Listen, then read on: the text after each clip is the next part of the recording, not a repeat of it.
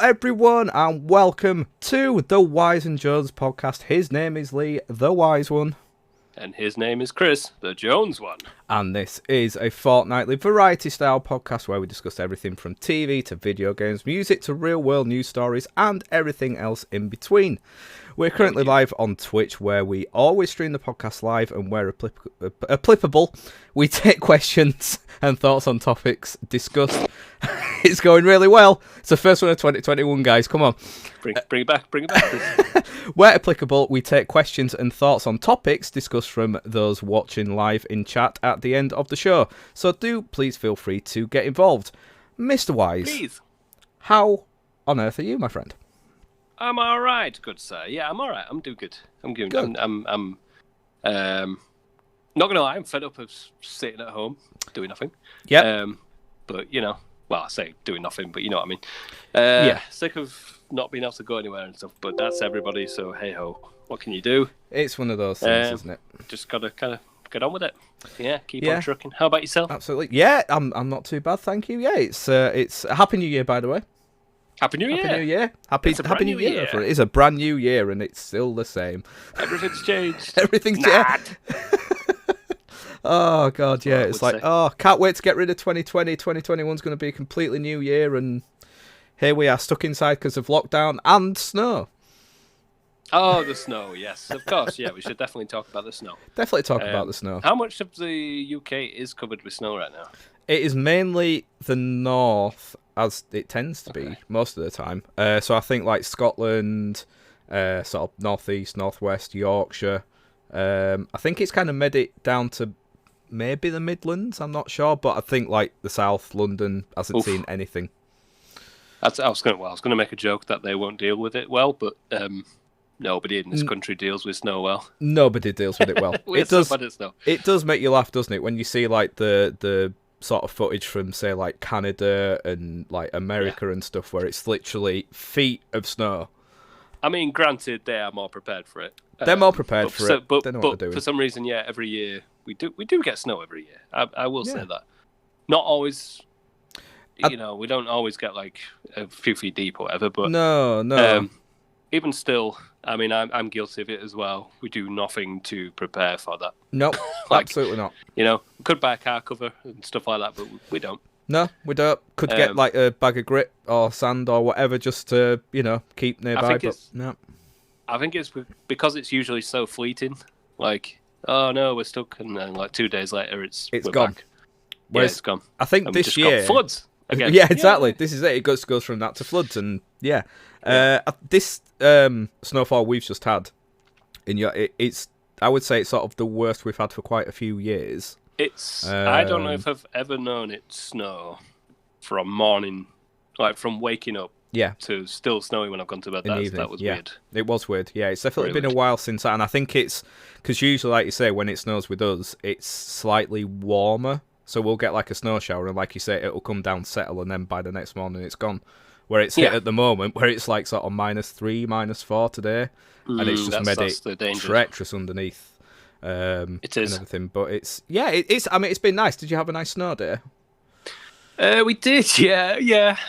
I mean, Molly's not very. Well, she doesn't like it. She doesn't like the snow. Does she not? She does to begin with. She's like, whoa, especially the first day. When it was actually snowing. Yeah. But she soon gets fed up of not falling over, but she knows she's gonna start falling over if she walks too much. So she gets a bit fed up and annoyed, I think. Yeah, that's fair. She likes to be off. Yeah, a bit like me. And I don't think she likes the cold. No, a bit like me. But yeah, I mean, I used to, but yeah, winter can go fuck itself these days. It is annoying. When you're stuck at home and you can't even go outside, what the hell, man? Yeah. But yeah, I don't think she's a big fan. But other than that, I had fun, and I think Meg had fun. Yeah. No, I think we were the same, really. We didn't get out into the snow until sort of like the afternoon time. But yeah, Jack's really wanted to make a snowman, and so did Alessa. So got to do. I was gatherer of snow. Jack's built the snowman. You were the snow bitch. I was the snow bitch, essentially, yeah. And she did a fantastic job. We've got what did we call him? Was it Alfred? No. Alfred? What did we call him? I can't remember what we called him now. It began with Bruce an A. Wayne? It could have been. It was Alfred or Batman. Yeah. Alfred or Batman. I can't remember what we called him now. That's Batfred. terrible. Batfred. There we go. We'll go with Batfred. And he's, after the freezing weather today, he is built like an absolute shithouse. My God. You won't want to pick a fight with him. Well, you see, I went really small because I couldn't really be bothered because Molly had already wandered off, so I just did probably about that big for a base. That'll do. And then a little head. And I tried to push. I kept numerous attempts at trying to give him a nose. Every time I pushed the carrot in, it squashed his head flat. So that was a trial. But that little snowman is now a solid little dude. Yeah, will be. Yeah, Very you won't want to mess with him. And our front garden is home to Snoritos. Snoritos. Doritos. from my car windscreen. I know. Big blocks of snow. You just sent me that picture. I was like, do you like my new garden decorations? Like, they're just Doritos. Snoritos. Oh, don't. Doritos are what I'm craving right now. Oh, sorry. I won't tell you about a bag of chili heat wave today then. Oh, that's exactly what I'm going to get. Hell yeah. They're the best. Yeah. Yeah, so, yeah. So this episode we're going to be doing something a little bit different, are we? Yes, we are. I'm really looking forward to this. Obviously, we've so far on the podcast we've had one guest on, which was brilliant, and we have a lot more hopefully planned for this year. Got a couple more in the pipeline. Yeah, you've spoken to a few more people. We'll be hopefully getting Charlie on next month. Gaming Reunion. Bartak Gaming Reunion, which we're really looking forward to. But for the meantime, we thought it would be an interesting thing on concept to do in interviewing each other, which really we've never done before. No. We've asked each other like questions back and forth, but we've never like just sat down and interviewed each other, which I suppose why would you? It's not something you just do as a daily thing, is it? Usually, I think we tend to know each other quite well anyway. Yeah. But I guess it's a good way for your viewers to, and our listeners, yes, to actually get to know us a bit. Yeah. Where, sometimes I might not find this information out unless it's sprung up on us randomly throughout our podcast. So yeah, exactly. Yeah, I'll be interested to see how we both go with this because you didn't give me any sort of strict instructions. No, this was it. We just said, we're interviewing each other, do it whatever style you want, ask whatever questions you want, and we'll see what happens. Yeah, we'll see how this goes. So we've both agreed that I'll be going first to interview Mr. Jones. Yes, you're going first. So get ready, listeners. You're gonna learn a lot about him. Oh God, what are you going to Question ask? 1. Okay. Are you a racist? No, I'm joking. Why was I trying to think of an answer there? The answer is no. You took way too long. The answer is no. I was trying to think of something funny, but no is the answer. For some reason, all I could think of was Father Ted. I was like, you're a racist now, Father. In fact, actually, no. Before we get started with the interview, I've got something very serious to do. Oh. I need to interrogate you, sir. You could be an imposter right now. You could be an alien. Oh yes. Yeah. After that. Yes. So, if you, there's a picture on my Twitter and on my Discord that I took from last night. It was about 10:30. And like I say, it's been snowing the past few days. It had stopped by that time last night. And I can't remember why I'd gone out of the garden, but I think I'd heard something and maybe went outside to check. And the real Chris would know. The real Chris would know. That's a very good point. What if I'm not aware? Oh. Then these questions will be pointless. Okay, so I went outside. So there wasn't as much snow on my car as like what usually would be, because I tried to get to it yesterday morning and failed miserably. So the bonnet of my car only had a little bit of snow on it, but there were some very strange markings on, and I will, just for the benefit of those people watching the podcast either live or afterwards on YouTube, I will. Oh, let's not get my registration plate in. Some very weird markings which you can just see there on the bonnet of my car. If there's anybody else who plays or does Warhammer 40k or whatever, that is definitely Eldar markings right there. Is it? To sound like a complete nerd, but yeah, that is Eldar markings. So for those only listening, they're kind of, they look like markings. They're just like very straight lines, but very clear patterns. Now, obviously, I'm not an idiot. I know it must be down to the shape. Well, yeah, the questions I've been asked, and I'm sure you'll be asking them. It's probably down to the shape of the bonnet of my car. It's not just a straight flat bonnet. It does have, it's got ridges and stuff. Maybe. I guess we'll find out, sir. I guess we'll find out. We will find out, I suppose. Question 1. Do you like bread? Yes. You see, you got my back up already there. I love bread. Bread is my favourite. The real Chris is notorious for not liking bread. I mean... Okay, we'll move on. I won't judge you just yet. We'll move on. Okay. So... sorry, what? Are you an alien? Answer? Sorry, what? Are you an alien? No. Okay. Of course I'm not. What a stupid, ridiculous thing to say. Interesting. Okay. Only the real Chris would know this. How to respond to this. Turn to page 5. Yeah? Okay. Whatever you want. Potato bread. It's the real Chris, everybody. Yeah! It's me! Yeah. That's going to be so random for you, but I'm just not going to give you any context there whatsoever. No context needed. So we decided you are the real Mr. Jones, so Yay! In fact now I shall proceed with the interview. Way! Let me just get myself comfortable. I'll just have a quick sipple. Oh, he's having a sipple. He's doing dry January, everyone. Let's give him a round of applause for that. Yeah, me, my self-righteousness. So, Mr. Jones, it's lockdown number 3 currently. It is lockdown number 3. I want to know, what does an average day in the life of Mr. Jones look like? Both whilst you're working during lockdown and when it's the weekend or when you're off work. Oh, okay. That is very interesting. So currently, at the moment, if we take away the snow days that I've had yesterday and today, I am currently working, so still having to go to work. So I wake up at about 8 o'clock, roughly, between about 8 and 8:15.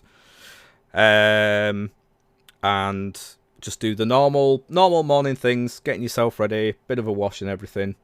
I'm usually a nighttime shower person, so it's usually a bit of a wash in the morning. Lovely. Currently don't have breakfast. I'm very bad for breakfast. Mr. Jones. Yeah, I know, it's terrible. I went through last year when I was going through my kind of health kick, which I will be getting back onto at some point this year. I went through a stage of getting up earlier and having breakfast and having a coffee, and it felt really good. So I don't know why I stopped, to be honest. Yeah, boy. It's stupid. Dude, can't function without those coffees. Yeah, see, that's it. It's progressing to like 2 these days for me on a morning. I used to just have one all day, but now I'm on about 3 or 4. Really? Oh, anyway, God. Back to you, sir. Can see the shakes. I see. The thing is with me and coffee, like I enjoy my coffees, but I don't have them that often because I don't get that energetic thing from it for some reason. I don't know why. So if I have one on the morning and don't have one, I don't really feel any difference. So I don't know. I want to get back into the routine of having breakfast and a coffee on the morning, but at the moment, currently, that is not part of my daily plan. So I set off to work. Cool. About between 8:30, 20 to 8, something like, not 20 to 8, 20 to 9, sorry. 8:30 and 20 to 9. Because it only takes me 15-20 minutes to get to work. My working day is then 9 till 5. Don't really want to go like a true Dolly Parton. A true Dolly Parton. That's what I always think that. I always sing the song to myself just as I'm pulling up to work. So yeah, do the work, earn that dollary-do. And then every day's sort of different in terms of when I get home. Some nights I will go shopping after work, go grab whatever bits we need. Because at the moment my partner is at home. She's not working at the moment, and she has a daughter to look after, so it's a bit hard for her to get out the house and stuff. So anything that needs doing, I will sort of do after work. I'm also kind of the main cook, really, of the house. Although Jax did do an amazing Sunday dinner on Monday or Tuesday. Yeah. Because who needs it on Sunday? So you can, you both like to cook, but you just sort of take the... No, I like to cook. the helm of it? No? Jax doesn't like to cook. This is the issue. This is the thing. Jax can cook and cooks very well, but she just doesn't like to. Yes, exactly. That is exactly it. Well said. What a TV show that used to be. So yeah, I actually enjoy cooking, and I like kind of finding different things to do and, you know, following recipes and stuff, whereas she doesn't really. So more often than not, when I get home, I will sort of start sorting tea out and everything. And during that time, her daughter will go to bed, and then it's usually a mixture of we find something to watch. We always have either box sets that we're getting through. I mean, we've been watching Grey's Anatomy for God knows how long now. So I've heard. There is a lot to go through, but do you know what? It's so good. Really enjoy. That's one of those things that, like, a TV show that you don't expect to like, and then I started watching it, and it's brilliant. It's really good. It's not. I'd probably find it the same, to be honest. You would, honestly. Oh, the characters in it are just so great. Like, it's really well written, and there's some great story like lines in it and everything. So that's like the current sort of thing that is something to always go to if we have nothing else to watch. Or we'll have films that we're going through and watching and everything. Yeah, McDreamy. That'll mean nothing to you, Lee, but McDreamy is... I was just thinking, Charlie and Sarah, I'm sure they're watching it as well at the minute. Yeah. Oh, yeah, they know all about that. So, yeah, there's usually something to watch. And then it kind of comes down to whether I'm streaming. So, obviously trying to get back into a schedule and stuff this year, which isn't really happening. I'm just kind of streaming when I can or where I want at the moment. Whatever works for you, innit? Yeah, to be honest, yeah. I mean, really, once I've finished work, I like to stream before I eat, because I don't like coming home and rushing about, cooking, eating, and then go on streaming, because then I feel a bit, ugh. You know, like, there's nothing worse than... You a second. Oh, no, we're being flipped. Flipped, yeah, It's flipping us. That's just rude. Yeah, there's nothing worse than rushing down like a meal and stuff, and then personally for me, it just gets me in a bit of a bad mood, and I don't want to be going on to a 2-hour stream feeling like that. No. And then I mean, recently I've been getting time in the evening to play some games. So playing Assassin's Creed Valhalla at the moment. I've managed to get through 10 hours of that recently. Yeah, which has been good. So that's sort of over the past 2 weeks, that's been a constant. So that's been nice. And then weekends, again, at the moment, it's different because Jax is off. So usually she would be working on a Saturday, so I'd be at home on my own on a Saturday. So usually that would be a day of getting sort of chores done. Cleaning the kitchen is usually a thing for me. So getting washing done, all sorts of things. And then personally for me, then the football starts. So everything else gets pushed to one side. So and then the incoming tweets then. That's what I live for. Incoming tweets. I'm trying to do it less. This please. Year. I love it. This year it's my thing of not constantly... I'm not saying I won't tweet about the football, but just doing it constantly. It's my Saturday entertainment. Just doing it constantly through a game. I don't think it was doing my mental health any good by the end of last year. It was doing mine wonders. Oh, well, to be fair, if there's a balance, if it's like a yin and yang, then it kind of... Yeah, maybe I should. It was the rise and then the fall, and then you'd rise again. And I don't know. Leeds United, to be honest. If I'd done it for the Leeds match on Sunday in the FA Cup, then that would have not been fun. It was good enough just doing the single tweets afterwards. I just sent 2 tweets afterwards, and that was it. That's all I needed to do. So yeah, that can start. It depends if Leeds are playing. If it's other games, then I'll just kind of have them on in the background whilst I'm getting other stuff done.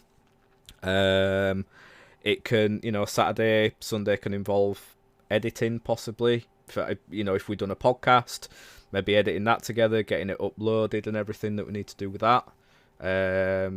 Yep. Just changing things. You are currently doing all of that, which will change eventually. But... Yeah, but you do your bits for social media. You were sorting a few things out back end of last year. You sent a few tweets out and some Facebook things. That one time, yeah. I can do the tweeting. You can do the tweeting. To be honest, you know what? It's obviously with, well, both Twitch and podcasting and stuff, there's so much kind of rides on social media interaction and stuff. And that is the hardest part, man. These people that just constantly that are on and engaged with social media, I don't know how they do it. Like our good friend Sam, he's always doing that. Oh, constantly. Yeah. Sam's I don't know great. How he does it. I don't know how he does it. A big congratulations to him as well. I don't know if you've seen his stats for Twitch came out for last year. He's done fucking amazing. Really well. Can't remember off the top of my head, but my God, yeah. So congratulations to Sam. So yeah, it's usually a variation of on a Saturday and Sunday of trying to chill out a bit after a 5-day working week. Doing that, doing chores, watching some sports, and again there might be another stream thrown in there for good measure. Cool. So a bit of a long-winded answer, but that is generally an average week. Yeah. I mean, obviously there's not much you can do at the minute anyway, but that is I mean that is harder. Just wanted to know if there's anything sort of weird that you do, really, but not that I can say online. Oh, not that stuff. No, we don't go on about that. But no, there's nothing. I can't really think of anything sort of in particular. Like I say, it's a completely different answer if COVID wasn't around. Not more. Trying to go out and about. Question. That isn't the question. You're right. Sorry. That isn't the question. Sorry, interviewer. So, it's okay. I'll let you off. Thank you. So, as far as life goes, would you say that you're happy with what you've achieved so far? Yes and no. You can answer this as deeply or as shallow as you want. Oh. Okay, I don't want to. If I was to really properly get into it, then this would be a really long podcast, I think. Yeah. Generally speaking, yes. I'm trying to be a more positive person. Generally speaking, I'm a positive person, but the past few years have kind of been on and off with that, and I'm just trying to look at things that I've done through life, and instead of looking at the negatives, focusing on the positives. So generally speaking, I mean, I can only really gauge what I've achieved from where I am right now. So, I mean, an extremely happy relationship with, someone who I love, and it's, that is amazing. Which is massive. Which is massive, and makes it makes a massive difference day-to-day life, really. Yeah. That is the biggest thing in my life, to be honest. It's although I don't like saying that as an achievement. You don't get it's not like a trophy. No, but people do make light of finding their other halves, and we all like to joke about our other halves and stuff. But at the end of the day, it's it's what life's all about, isn't it? It is definitely. It does make a big impact, and it's not that thing of saying everyone needs to find that somebody, because everyone's obviously different. But coming from a personal point of view, I work better in a relationship. Mentally I feel much better and healthier in a healthy one. Yeah, in a healthy one. This is it. It's getting the right. It's getting the right one. So yeah, from that point of view, really happy there. And there, I'm in a job that, again, we can all moan about our jobs and everything. It's not my dream job. It's not something that I've set out to do. However, it's a job that, pays me fairly well. At the moment, it's fairly secure. And, it's something that pays the bills. It's something that I'm, fairly good at and everything. So, again, from that point of view, I'm happy. Things are good. Yeah. And then, obviously, the main thing after that, content creation. Yeah. That's, that is the kind of second kind of major thing in my life, and, is usually on my mind 70-80% of the day. Which is great. This is what you want from this is what, when we talk about a dream job, this is ideally what I would love to be doing on a daily basis. But, for something that I get to do as a hobby and in my spare time, it's really enjoyable. And at the moment, there's a lot of things that I would probably think I could have done differently in certain ways in terms of Twitch and how I've handled certain things, and in terms of trying to make it a bigger success. But then again, I'm really happy with the success that I have had with it. I'm really happy with the connections that have been made through it. As we've mentioned, connecting with Sam again, that's been massive for both of us. That's been great. If we hadn't have been, if I hadn't have got back into this everything, we probably wouldn't have. Well, maybe wouldn't have got back in contact with him as much as we do. And there's other people on here, members of the Chris family. There's Russ and Jim and everyone. Russ is, we talk to Russ even more regularly now. So friendships have been made from this. So I just feel more cemented in kind of like, talking friendship wise. Obviously, got you guys. During this time, it's obviously a lot harder because we can't see each other as much as we want. But it's just you can always chat to you or Charlie and that's it. Meg and Sarah and stuff when we can just do stuff. Yeah, that's of course. And so just generally speaking, like there's that, but then knowing there's this bigger, kind of growing community at the same time is a really nice feeling as well, because that's something that, even though I always say it's down to you guys and everyone else that have done it, it was, if I hadn't have started it, it wouldn't have happened. So, I'm very thankful for that and think that's an achievement. I mean, look, everything you just listed so far, that's a lot of stuff. Yeah, that's so a lot of things this to is be, it. Like, to be happy about. Yeah, definitely. And, if I'm happy, then that's classed as an achievement. So that's go back 2-3 years ago, that I wouldn't have ever, I didn't think it would have been going this way, to be honest. No. So, 2-3 years on from that, I'm, incredibly happy. So I would class those as achievements. But, I do have the way that I am, I'm always kind of thinking of bettering and everything. So, but that more in terms of the content creating, not in getting better friends or relationships. That's healthy. Yeah, it is. This is. As like one upgrade to my partner. Yeah. I got him on speed dial. Preferably Jennifer Lawrence. Lee's words, not mine, before anyone says anything. So yeah, I do feel that, I'm happy with what I've achieved in the past few years, but always looking at where things can grow and get bigger and better, and especially in the content creating side of things, and with the podcast, of course. I think there's only bigger and better things that can come. So yeah, I would. Absolutely. I'm very positive with things at the moment. Good. That is great to hear, because you should be. Thank you. Thank you, sir. You have achieved a lot, and I'm glad that you recognise that as well. Yeah, and I think it's completely healthy to still be wanting more. It's great. It's what keeps you going in life. It is what keeps you going in every aspect of life. Exactly. It's a healthy thing to do. Cool. So, I mean, as a content creator, would doing this streaming, YouTube, and everything, if you were to be doing that as a full-time job, would you say that would be your dream job, your perfect job, or would it be something else entirely? Yes, I think I would say it would be my dream job.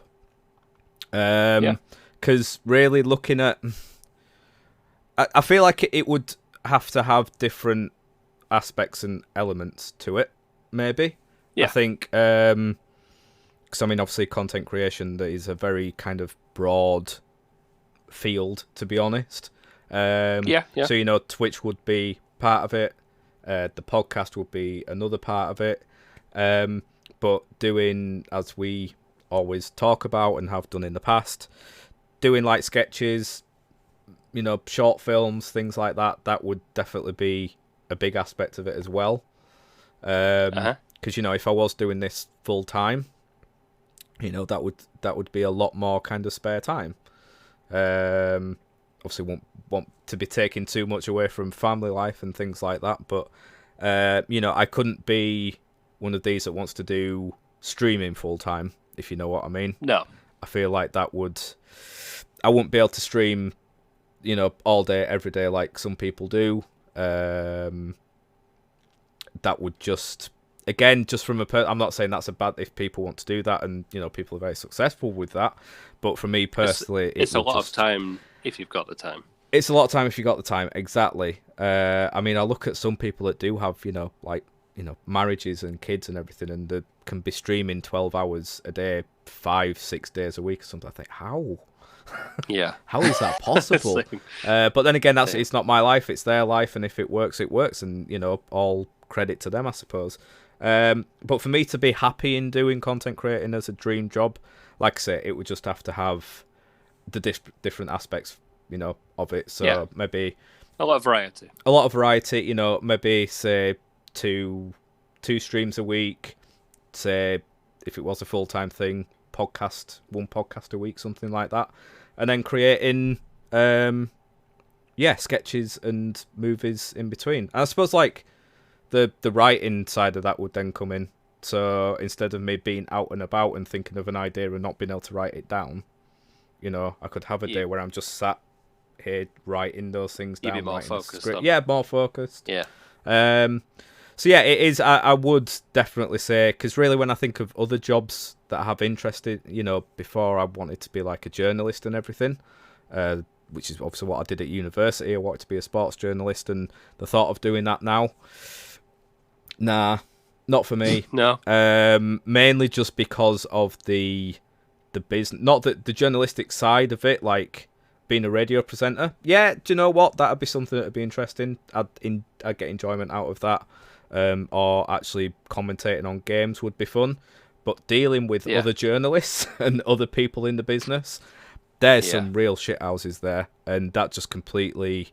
There's a lot of toxicity. There is in that environment. In sports in general. I think. Yeah, and it wasn't really until later years, and looking back at my time at uni and the people that I've dealt with and seen over the years, that it really hit me, because at the time that was all I was wanting to do, and I knew how competitive it was, so I just kind of blocked it out. But then looking back, I'm like, wow, they were real dicks. And not even the journalists, like sports people as well. Yeah. It's been a bit of an odd time recently with don't know if you've seen Kevin Sinfield, ex rugby league man, Leeds Rhinos star, current Leeds Rhinos coach. No. He has so obviously again Rob Burrow, ex Leeds Rhinos rugby league star, was diagnosed with shit. What was it? Can't think what it is. No, not MS. Motor neurons disease. Horrible disease. That's the one. Last year, and which has obviously been really horrible. And Kevin Sinfield ran 7 marathons in 7 days for him, which is great, absolutely fantastic. And you always see people go on about what a nice guy he is and everything like that. I interviewed him when I did a little bit of work experience for Radio Air back in the day. He was fucking horrible. Really? He was really, really horrible to me. Like, I don't know whether he pinpointed on the fact that I was like new and young and everything, but the way he answered my questions, he just made me look like an absolute twat. And ever since that, whenever I see him or hear it, I just really dislike it. And it really just put me off the whole rugby league side of things, because usually rugby league has that community aspect to it, which it does, and it's great, but there's a lot of characters within there that are real horrible people. Yeah, I mean, you get it in any sport, really, don't you? You do. Well, yeah, you do. Of course you do. You're knobs, but there's that part of rugby where it's like tough blokes, proper blokes, and then they come along and get interviewed by a young aspiring journalist. It's like, oh, I'm going to have a field day with you, pal, That is kind of what came across. Like, the questions I was asking were not, they were fairly straightforward, simple questions. And he so it's just like things like that, and like I say, other people within the business and everything just completely put me off that. So yeah, when I think of other jobs, there's nothing that really gives me as much joy and that I have as much passion about than I do for creating content in whichever way that would be. So I would definitely say that would be a dream job. Cool. Do you think having your dream job, so if you were to achieve, obviously, I mean, I don't know if it is a goal of yours, but obviously you are working towards a greater sort of presence on your content creation. But if you were to achieve that, do you think it's necessary for people in general to achieve their dream jobs to be happier in life? Oh, that's a good question, Lee. I think I wrote it myself.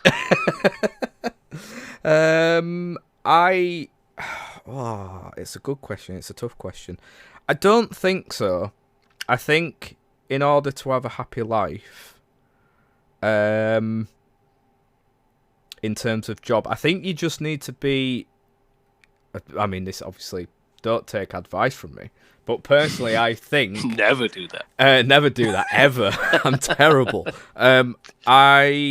I think it's just important to be in a job that you are at least content with and just happy with. Like, I wouldn't say don't feel like you have to stick with that job. Always aim to be happier. If a job starts making you unhappy, then look for another job. Yeah. If you can, if that's possible. Obviously, don't just drop things at a moment's notice. No. Again, don't take advice from Chris. And his past decisions. Yeah. But yeah, I think if you've got everything else going well in your life, again, whether that be mean you being in a relationship or being happy single, doing hobbies that you enjoy and everything, when it comes to what's earning your money, then I think it just needs to be something that you're fairly happy with. That doesn't have to be a dream job. You can find jobs that you never thought you would be in, and be fairly happy in. And as long as you go into a job every day that you're not thinking, oh, for fuck's sake, then I think really that can, that can be a happy life. I mean, this is like looking at it, and we've spoken about this in the past. It's never been a dream job, but something we've always said about is me and you being like handymen and going around and doing odd jobs for people. Like, that's not a dream job, but it'd be a great job. It'd be a fun job to do. When you say doing odd jobs for people, obviously we're sticking to the plan of making portraits of Odd Job from James Bond. Yeah, of course. Yeah. Cool. With the similarly sharp bowler hat. Yeah. We'll make it. Actually, we'll put razor blades. Anyway, we've discussed that. That was the plan. Yeah, we've gone into that way too many times. But yeah, that's what I mean. But yeah, it does. I don't think it has to be a dream job for you to have a happy life. Just a job that you are happy in. That doesn't make you want to jump off a bridge. Yeah, I think that's the key. I think that it's if it's comfortable at least, then Yeah, I think that's a key word. Something that's don't comfortable. Take the risk. Yeah, absolutely. Something. If you're truly unhappy, then I would say definitely if it's possible, and just try at least just looking for something else for you to do, even if it's something that you in the past might have thought was maybe beneath you or something. Just something to get you out of that feeling.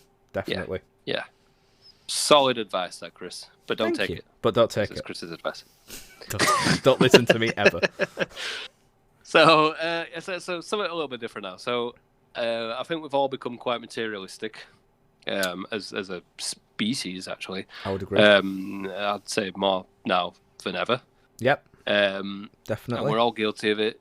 I mean, there's some people out there who do with this by a strict code of not owning anything and blah, blah, blah. Yeah. We're not talking about those people. We're talking about the general public, yourself included.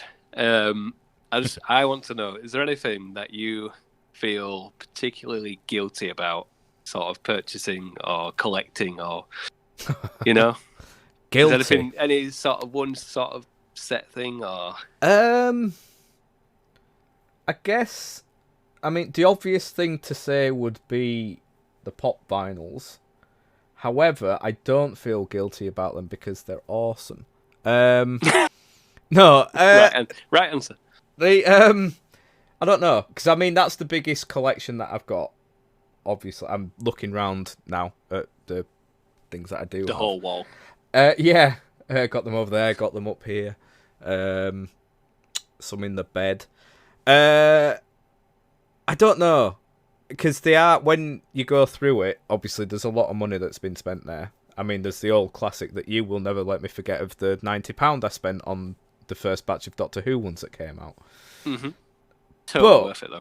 I would say that I still have all of those and I can say that I don't own all the Doctor Who pop vinyls, but I can say that I owned all of the original batch, which I think personally is pretty cool. A lot of people will be like, yeah. But for me, I'm quite, I think that's a cool thing to say. However, I've always collected them and thought, I never want to get rid of any of them. They're my babies and everything. And then last year, during having money troubles, I got rid of some.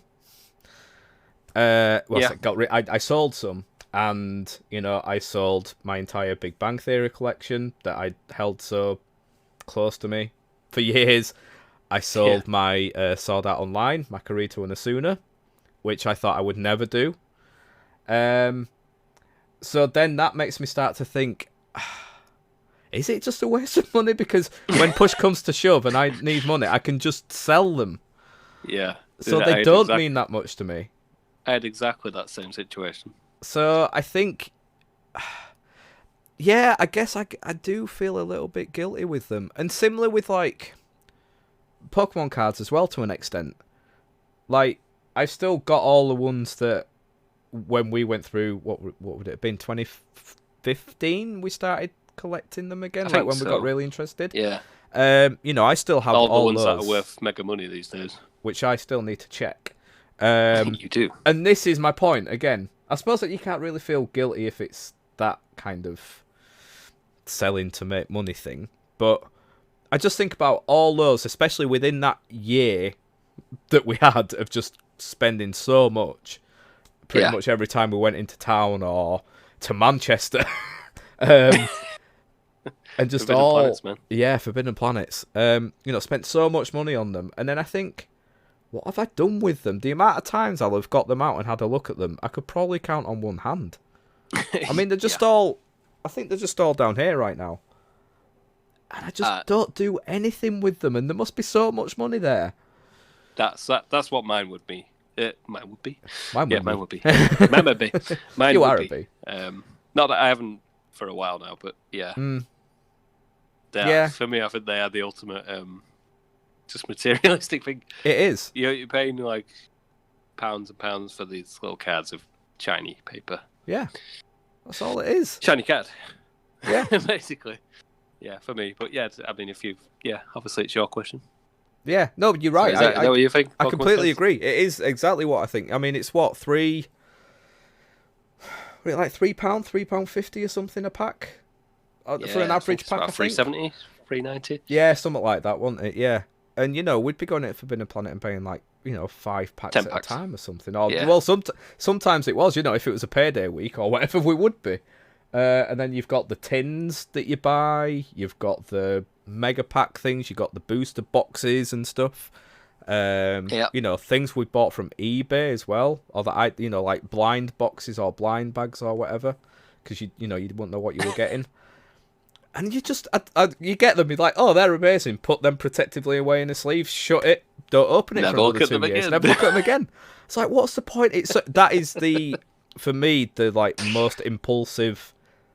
That is like the definition of an impulse buy. It's like, I don't know what I'm gonna. I think it's that the Pokemon cards. In a way, it is that. It's not the cards themselves; it's the anticipation of what you're gonna get. Yeah, what am I gonna get? That's the joy in them, I think. So you do get a little bit back from that, but in terms of materialistic, guilty, the pop vinyls and the Pokemon cards definitely. Cool. It is a little bit ridiculous. Cool. On to a slightly more serious question now. Oh, good God. Or not. Depends how you want to go with this. If you could eliminate anything in the world right now, what would it be? So, does it just have to be one thing, or can it be like collective, or? Yeah, just anything from the world. Oh, okay. That could be a lot of. That could be a lot of possibilities there. I asked my wife the same question, and she answered straight away with the obvious. What, Trump? No, it wasn't Trump. Oh, okay. What, COVID? Yeah, that's what my wife said. Yeah, I mean I suppose as things are right now, because that would just make the world a much better place right now, I suppose. It'd make things a lot easier for sure. It would. Yeah, I think that. I mean, I don't know. It depends how deep you want to get into this, really, doesn't it? Can you like eradicate sort of a way of thinking and a way of being, or yeah. Anything in the world right now, what do you get rid of? I would get rid of self-entitlement. That's a very solid choice. Fed up of this. Like right now, I think there is a large proportion of our generation and the upcoming generation that just feels this, and it's not just to those people. You get it across all generations, but there's just such, for some reason, I don't know why it is. Maybe it's just because the world is evolving and people are growing up with such amazing technology now, and kids are getting phones at like 7-8 years old, and they're just used to having things on demand and everything. It's that kind of double-edged sword thing of, yeah, look at this technology, it's amazing, but at the same time you get, this generation of kids and everything growing up thinking this is how it's always going to be, and you can just get things on demand whenever they want it, and if they don't get it, they throw a tantrum and a paddy. Absolutely agree. And it does my head in, and you just see it on a daily basis. You see it predominantly through, like, I hate saying it, but social media influencers. Yeah. And it's creeping into society and every day, just even where you don't expect it, you just bombarded with these people that just expect everything yesterday and expect the best out of everything, and everything has to be perfect or it's the end of the world. It's not even a younger generation thing either.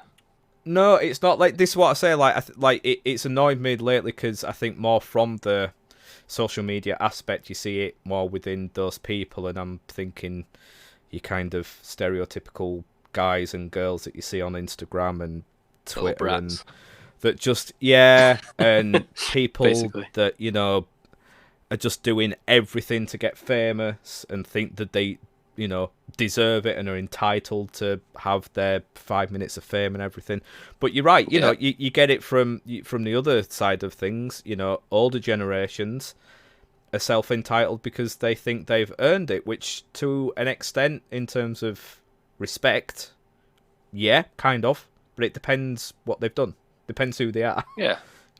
Someone who fought in the war, thank you very much. That's great. Thank you very much. But if they've then grown up to be a horrible person, exactly. Yeah. I mean that saying of, I suppose I do agree with respect your elders, but they've also got to respect me. Yes. As well. That was what I was just going to say. It goes both ways. It's not just you must respect all your elders and do everything they say and do everything right to them and get nothing in return. It's respect, no matter who it is always a two-way street. Yeah, I'll always presume that an older person knows a bit more about stuff, or is a bit wiser, but it's not always the case. It's not always the case. And I think you're right. I think there's always that. I always have that little bit more, or maybe it used to. I think over the past couple of years, I've started to think, actually, let's just treat everyone the same with this aspect. I was always quick to trust the older generation. And absolutely. Think that what they were saying was, I agree with that. Whereas it's not. It's not always the way, and it's not the way it works. It's not the way. So just in general, a self-entitled kind of way of life, I would like to eradicate. And COVID would be nice as well. Yeah, fuck COVID. Yeah. Okay, a quick one now. So if you could sit down in a coffee shop with any celebrity, who would it be? Jeff Goldblum. This is dead or alive? Jeff Goldblum. Jeff Goldblum. I have, I like that whole, if you could have I like that question, because usually it's the dinner table with, 6 or 7 guests around and everything, but, got in a coffee shop, just have, half an hour with Jeff Goldblum. I think you could get through so much with that.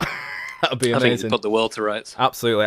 Jeff Goldblum, for me, is just one of those people who I think is awesome.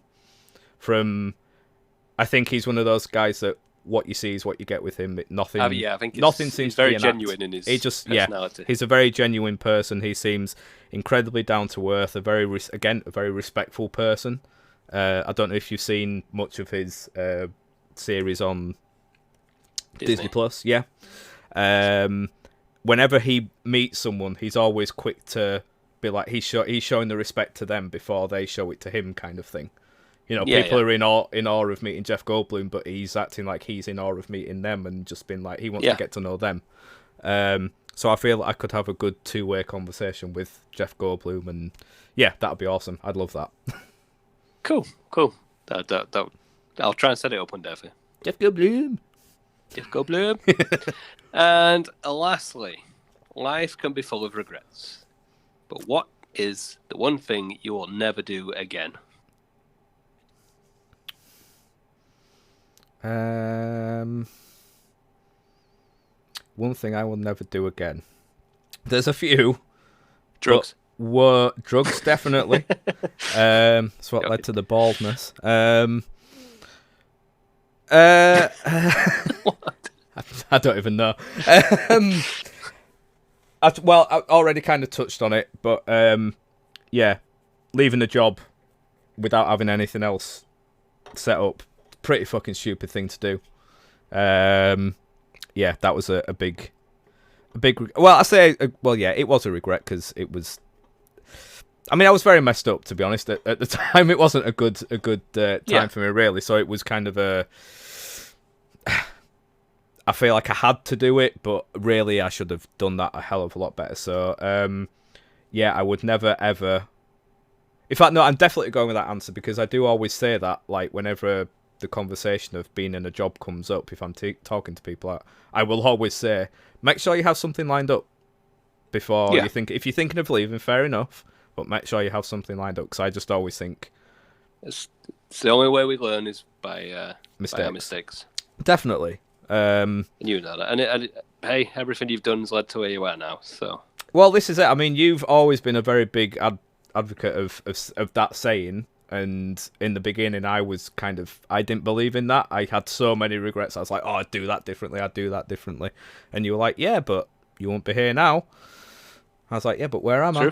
But I could be in Barbados. Exactly. Yeah. But like, yeah, over the past few years, I've kind of grown into that sentiment and that way of thinking, and I look at where I am now, and there's been some really shit times that I won't want to go through again, but I don't regret it because I won't be sat here having this conversation with you now after saying I'm proud of my achievements and stuff. So there you go. But yeah, definitely, if you're going to leave your job, just make sure you've got a plan. Solid advice, but don't take it. But do take it seriously. So you are going to take something from me. Do that. Cool. Well, thank you for being a participant of my interview there, Mr. Jones. Thank you very much for having me on the show. Hope those questions weren't too stressful for you. It's been a pleasure. No, that was good. I enjoyed that. Some very good questions there. Very good questions. Cool. Thank you. I worked hard, all but an afternoon. A butter afternoon? That sounds slippery. Yep, all butter afternoon. Cool. Oh dear. So that was fun. That was fun getting to know you a little bit. Yeah. I know you a little bit. I know you like back of my hand, lad. Yes, you do. Back of that hand. Have you got any more? Do you want to get to know anything else about me? No, that's it. I'm bored of you now. Oh, okay. Fair enough. I do actually. So every time, the one time we've had a guest on so far. Yes.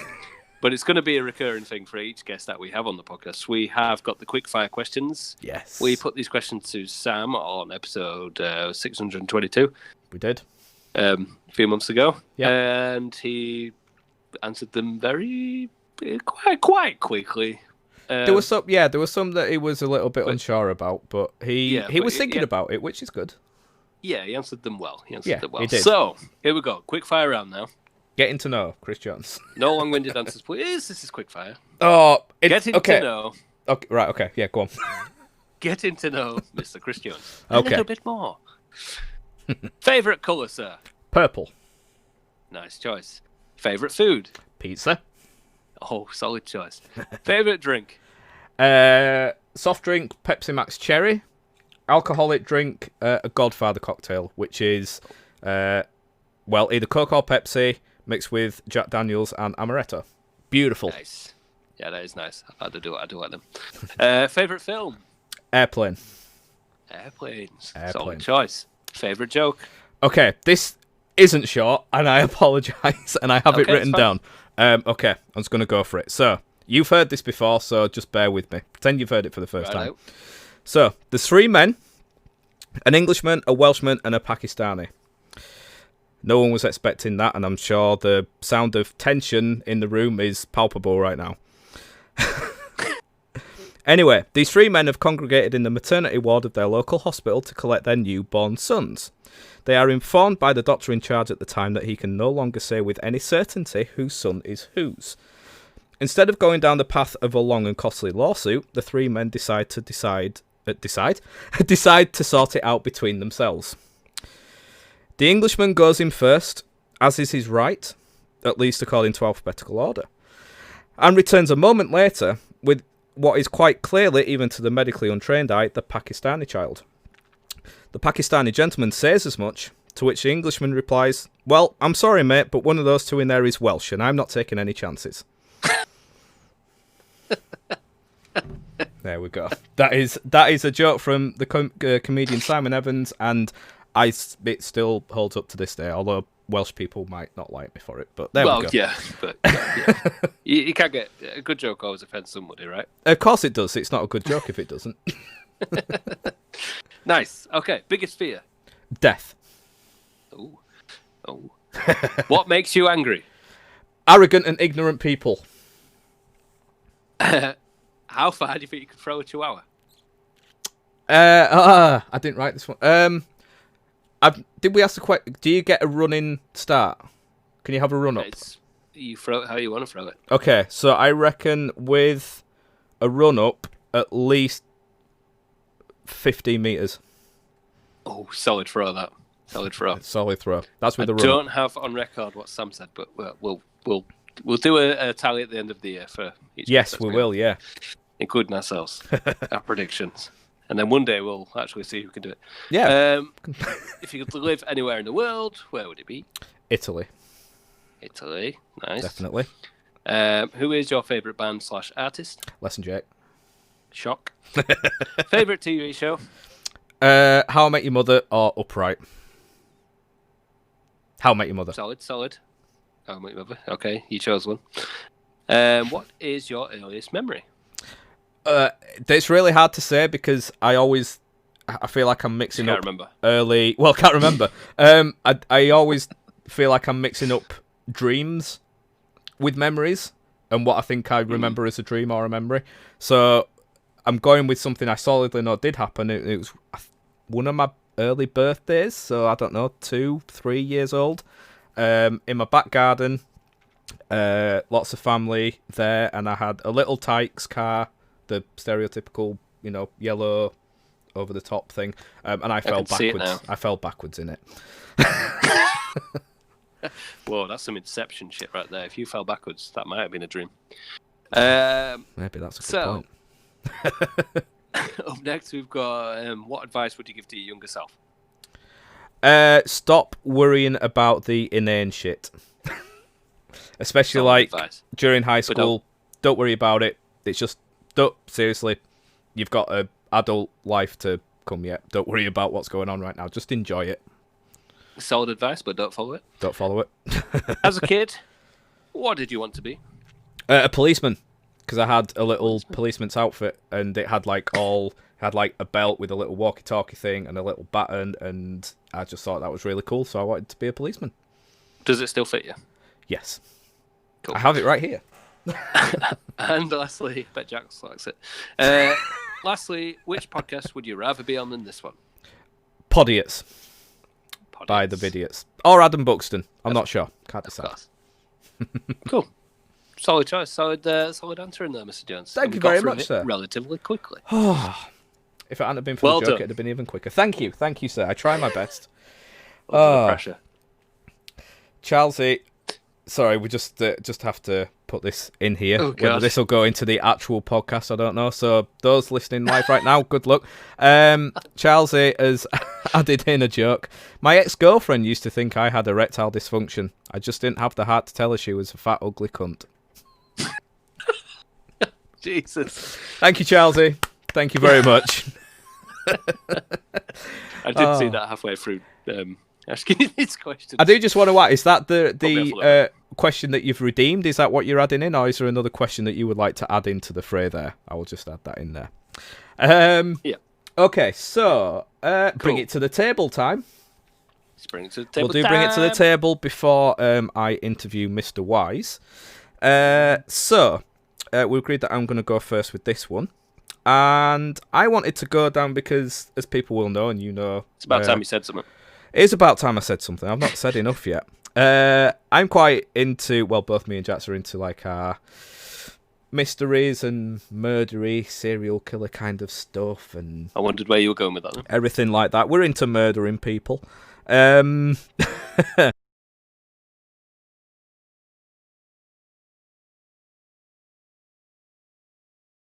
Not sure what happened there.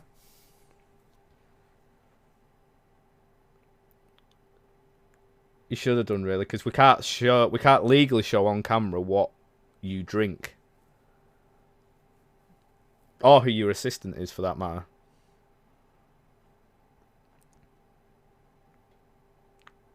That is not a real name. Yeah. Okay.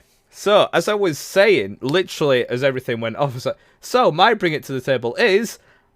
and there we are. So yeah, apologies for that, guys, but we are... Yeah, so we're doing bring it to the table, and yeah, I thought I would bring along the 6 most mysterious unsolved murders of all time. Just something a little bit different and interesting. So a lot of them are sort of well known. So we'll start with number 1. This is from Time magazine, by the way. So number 1, Jack the Ripper. So London's most notorious serial killer prowled the East End over a century ago, preying on prostitutes and terrorising the area. He made his mark as Jack the Ripper by killing and mutilating at least 5 women. Dread grew as the dead bodies began to pile up near each other within a 3-month period in 1888. The neighbourhood was horrified to a degree bordering on panic when news broke of a second female victim, the Morning Post reported at the time. The local newspaper called the killing barbarous and said the manner of the murder was too horrible for description. Sorry, barbarous, just... barbarous? Maybe it's more barbarous, not barbarous. Fucking Barbara. Local authorities at first wondered whether the suspect was a butcher or a doctor due to the signature and gory method of murder and his skill with a knife. The victims of the so-called Whitechapel murders, Mary Ann Nichols, Annie Chapman, Elizabeth Stride, Catherine Eddowes and Mary Jane Kelly, all had their throats slashed, and most of them had their stomachs slit and organs ripped out before being dumped on the streets, according to author Dave Yost, who explores the 5 deaths in his book. I know, lovely, right? What a lovely guy. The FBI analysed the case in 1988 due to a movie production company asking them to, and said each victim was known to be a heavy drinker and a prostitute. They were all targeted because they were readily accessible and were killed swiftly in the early morning hours. Even with all eyes on the case, police were never able to put a face to the killer. The FBI said local investigations were stymied? Stymied? S-T-Y-M-I-E-D. Stymied? I don't know. Investigations were difficult because forensic technology and other advanced means of thoroughly investigating homicides were non-existent at the time. The National Archives obtained letters exchanged between different law enforcement bosses in 1888 that depict overwhelmed police departments. Charles Warren, who was the Chief Commissioner of the Met Police at the time, asked for help from the City of London Police. "We are inundated with suggestions and names of suspects," Warren wrote. Countless historians and criminologists, both amateur and professional, have speculated on the killer's identity, but it appears Jack the Ripper took his secret to the grave. That's it. I mean, he might still be alive. You never know. Jack Nicholson, it's got to be. It's got to be. He does have the look. I reckon Jack Nicholson could do that, the crazy bastard. Oh, yeah. God, Prime Nicholson. Prime Ripper. Prime Nicholson. It's just all things to do with Jack Nicholson. Prime Nicholson. So, number 2. The Black Dahlia. Oh, shit. Why did that go off? Okay, talk now. You can hear me now. Oh, no. Yay. For God's sake. It's about right. Oh, that's annoying. All I said was good stuff. Good stuff. That is all you said. Never hear again. Oh, that's going to be interesting. Thank you to my awesome wife for pointing that out. Thank you, Meg. Thank you for that. It's a good job, or else I'd have never found that out. God damn it. Jeez okay. Louise. That's going to be interesting. I'm going to have to add that into the podcast part. You won't hear Lee for the next 5 minutes. Okay. Case number 2, the Black Dahlia, which people will have heard of maybe from L.A. Noire. Oh, yeah. The site stopped... I do know that one. I know that one. The site stopped a mother and her child in their tracks. A naked woman lying feet from the sidewalk. She was sliced cleanly in half at the waist with not one drop of blood on her. The now infamous slaying of 22-year-old Elizabeth Short instantly captured headlines in 1947, with newspapers later dubbing her the Black Dahlia, in part because she had dark hair and an apparent preference for black clothing. Elizabeth Short, a Massachusetts native?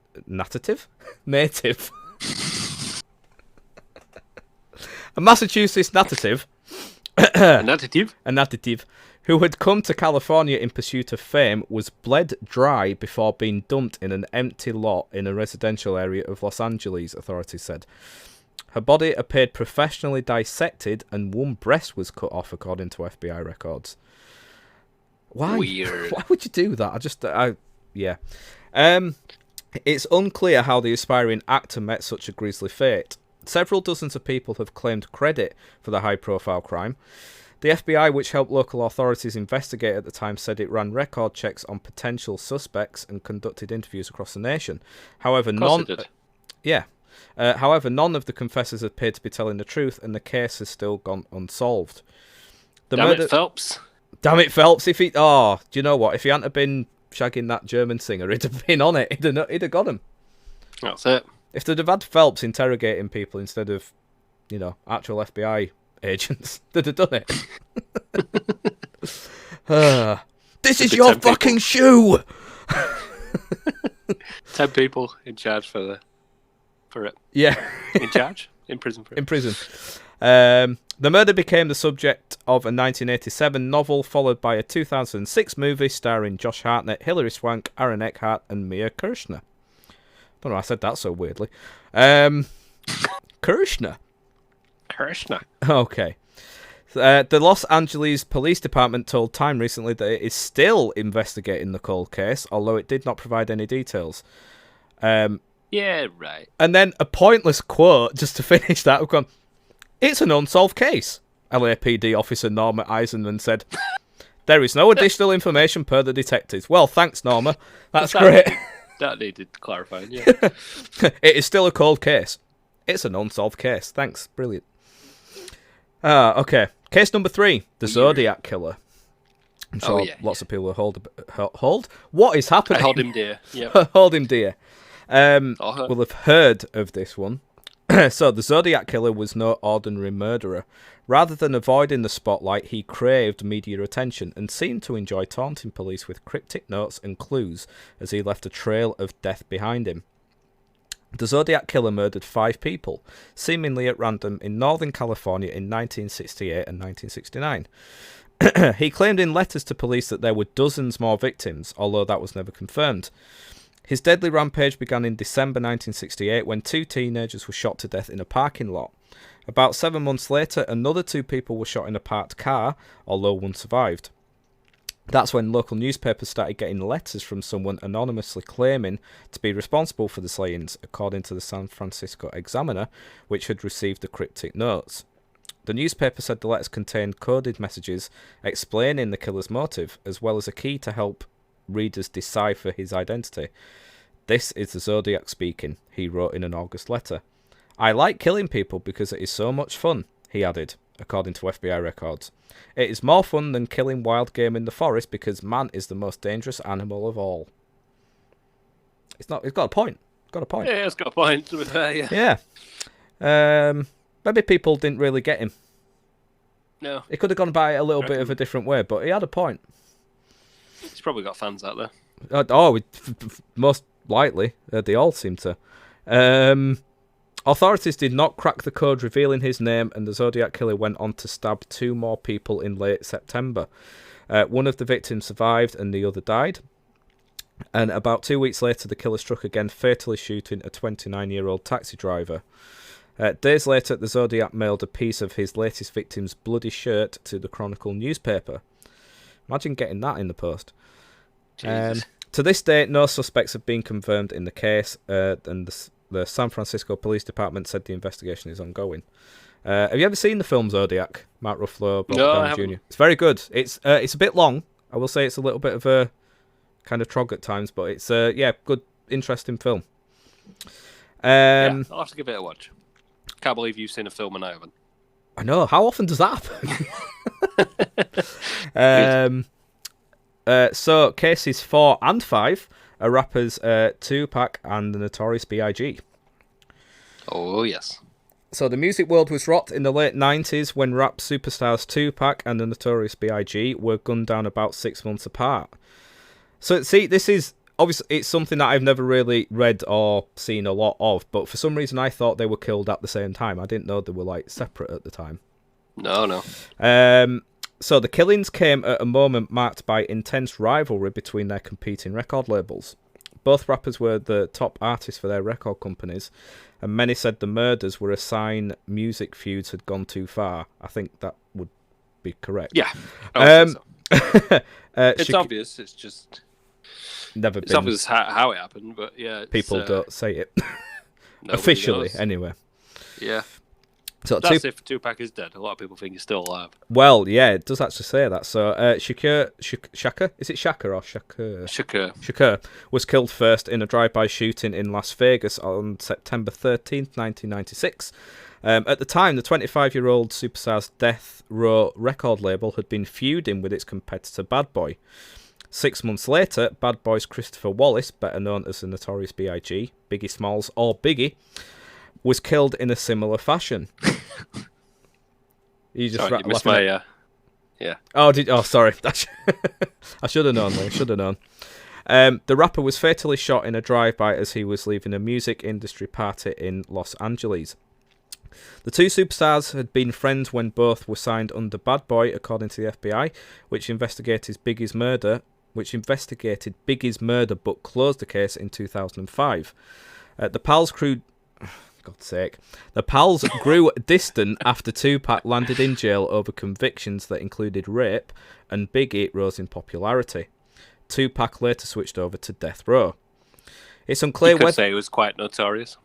Quite notorious. Had to get that in there, didn't you?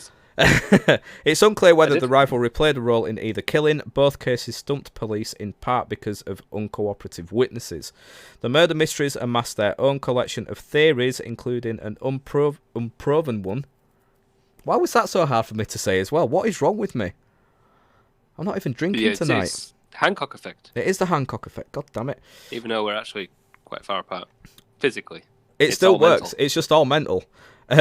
Including an unproven one that claims both rappers are still alive and faked their own deaths. Family and friends of the megastars are still mourning. In March, on the 20th anniversary... In March? Oh, I'm guessing whenever this article came out. On the 20th anniversary of Biggie's death, Sean Diddy Coombs paid tribute to his late friend in an Instagram video. P. Diddy, of course. On this day, we're going to reflect on him because we miss him, he said. And 20 years later, time heals all wounds, but this one ain't healed yet. And finally, case number 6. That's where you get that famous song. What? I'll be missing you. Yes. Yeah. Classic Diddy. Obviously, it doesn't go like that. I said it wrong. But yeah, that song. So, case number 6. This is a really weird name. It's John Bennett Ramsey, but John Bennett is all one name. So it's Jonbenet as one name. Bennett. So John Bennett, John Benet Ramsey. John Benet Ramsey's young, smiling face stared out from newspaper front pages and television screens all across the country in the months after the 6-year-old beauty queen was found dead in the basement of her family's Colorado home. The crime stunned the quiet and affluent neighborhood in Boulder, Colorado. I'm just going to say John Bennett, to just be a Yorkshireman about it. John Bennett, a beauty pageant winner. I'm so sorry about this. I'm not meaning this to be in any way disrespectful, but I can't talk. This is why I don't do crime podcasts. John Bonnet. John Benet. It's pronounced John Benet. Benet. Thank you, Charles. So it is Benet. John Bennett, a beauty pageant winner, had been discovered beaten and strangled with duct tape placed over her mouth and throat on the day after Christmas. Boxing Day? Why does it say that? On the day after Christmas in 1996. This was already disturbing enough to draw national attention, but John Bennett's own family quickly fell under scrutiny, and many who had followed the story began to speculate on whether her parents were somehow involved. John Bennett's mother, Patricia, told police she woke up early that morning to find her daughter missing. She called 911 to report a kidnapping, saying she found a nearly 3-page ransom note demanding $118,000. Hours later, John Bennett's father, John, told police he discovered his daughter's body in the basement. An autopsy determined that John Bennett died of asphyxiation caused by strangulation, according to the Denver Post, and her death was ruled a homicide. The Ramseys immediately fell under a cloud of suspicion, but no one was ever charged in connection with her death. Her parents addressed the speculation for the first time during an interview with CNN in January. Again, I'm not sure what year. John Ramsey said the suggestion that his family was behind the crime was nauseating beyond belief, according to the Post. "I did not kill my daughter," he told reporters again in May. 20 years later, Boulder police said the investigation is still open, although officials declined to comment on the case. "Our goal continues to be an arrest and successful prosecution," Boulder Police Chief Greg Tester said last fall. "We have not and will not give up." You what? Nobody's looking into these. No one's looking. No, they're really not. The recent 20th anniversary of John Bennett's death was met with a wave of major network specials and new documentaries that explored potential suspects. John Bennett's brother, Burke Ramsey, also spoke out for the first time. The 29-year-old said on Dr. Phil, of course, where else are you going to talk about this? Said on Dr. Phil that he burst into tears when he first found his sister was dead. "My dad told me John Bennett is in heaven now, and he started crying, and then I started crying."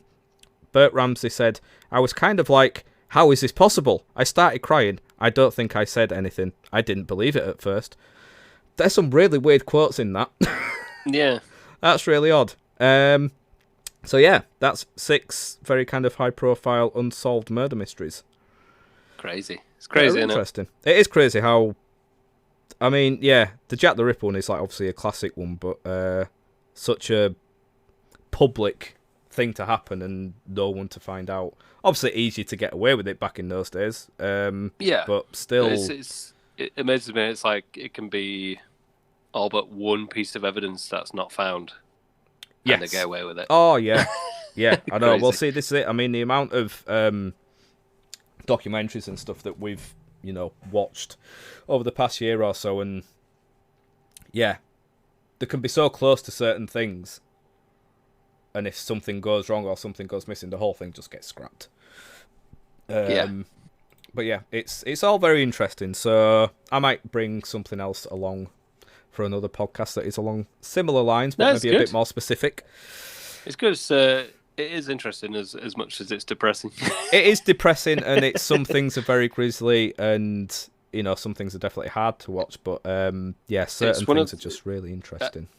Yeah, apart from like the Tupac and Biggie one, a lot of the time it's what they want, and it's to be, even though there's no name to it other than the name given by the press. It's that they know how much of an impact they've made, and they want people to talk about it. It is. It comes up with a lot of serial killers and stuff about like kind of going back to the scenes of crimes when like reporters are there, and they'll have been in with the crowd looking and stuff, and sort of looking at the work they've done and everything.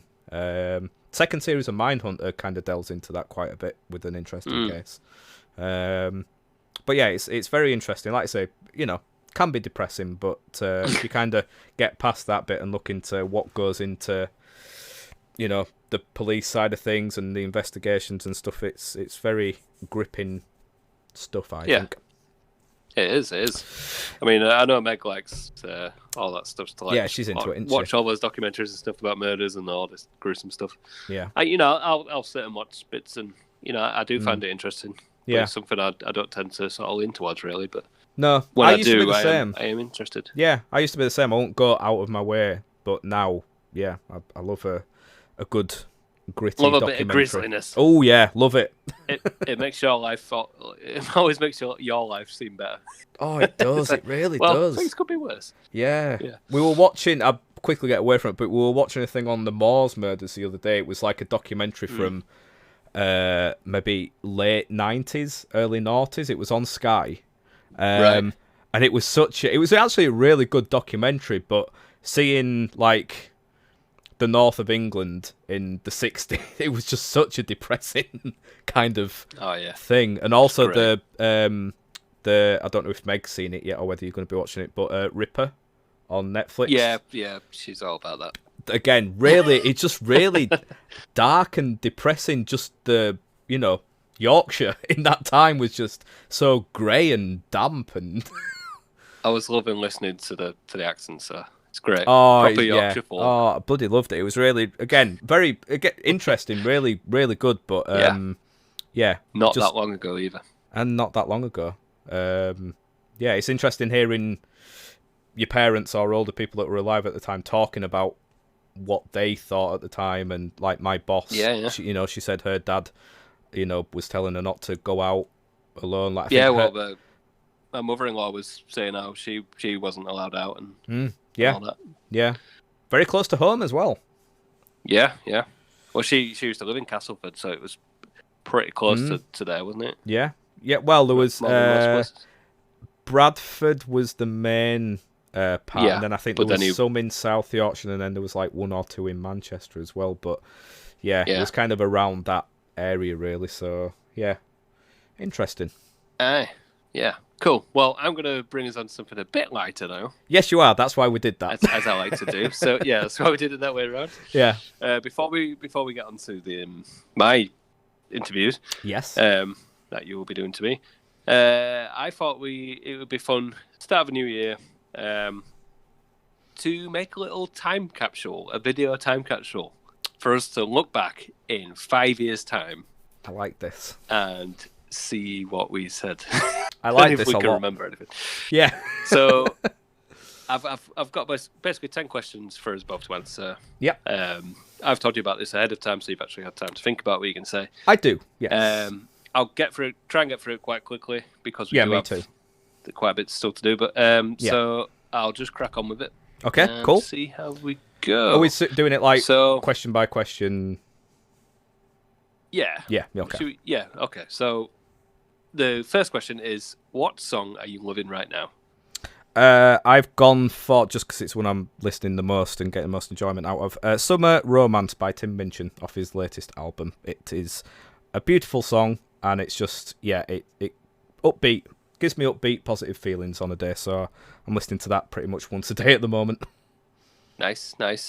As much as I'm loving the Dead South at the minute, I cannot stop listening to the Mandalorian theme tune.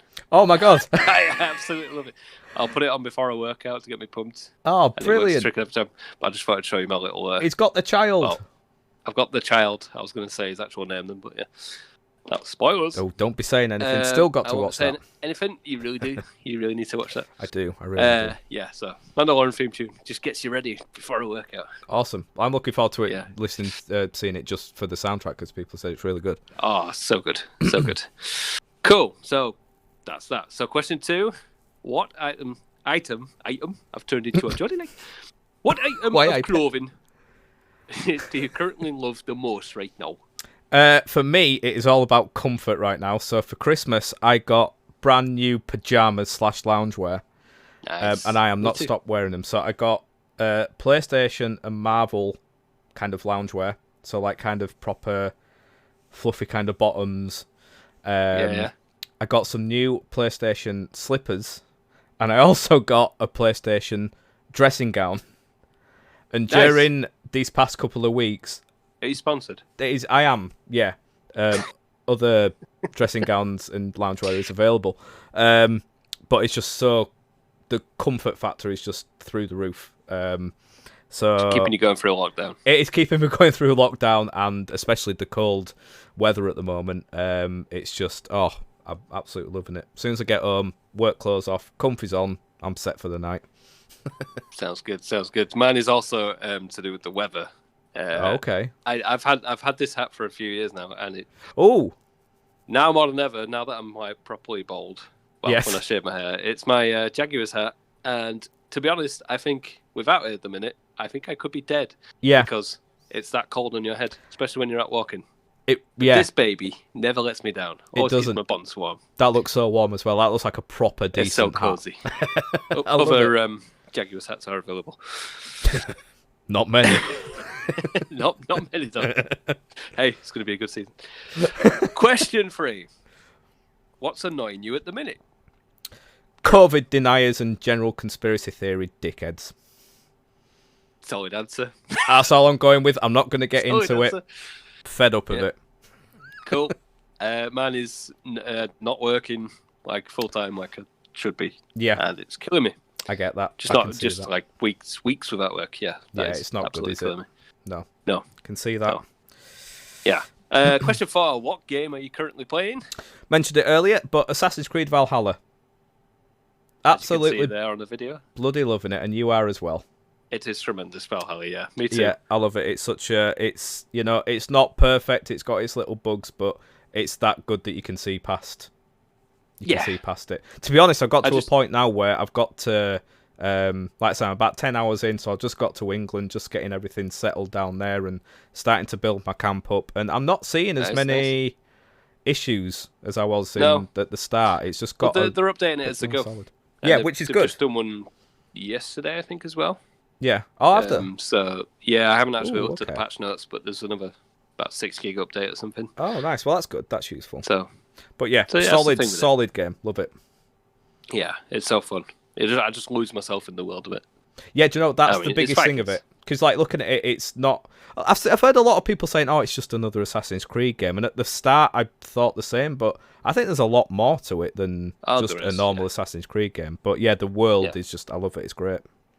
Yeah. Cool. Question number 5. What game do you think you'll be playing this time in 5 years?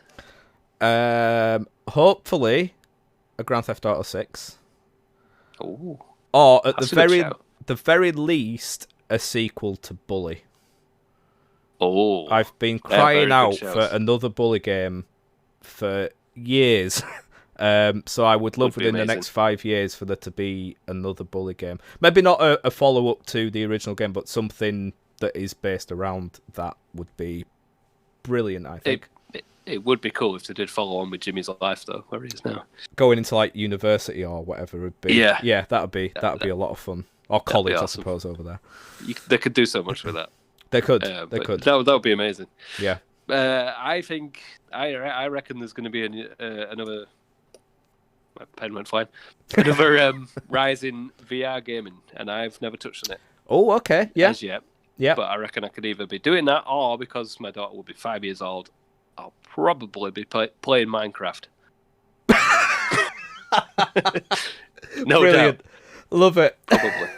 5 years down the line, still Minecraft. Love it. Yeah. We'll see if that's the case. Oh, no.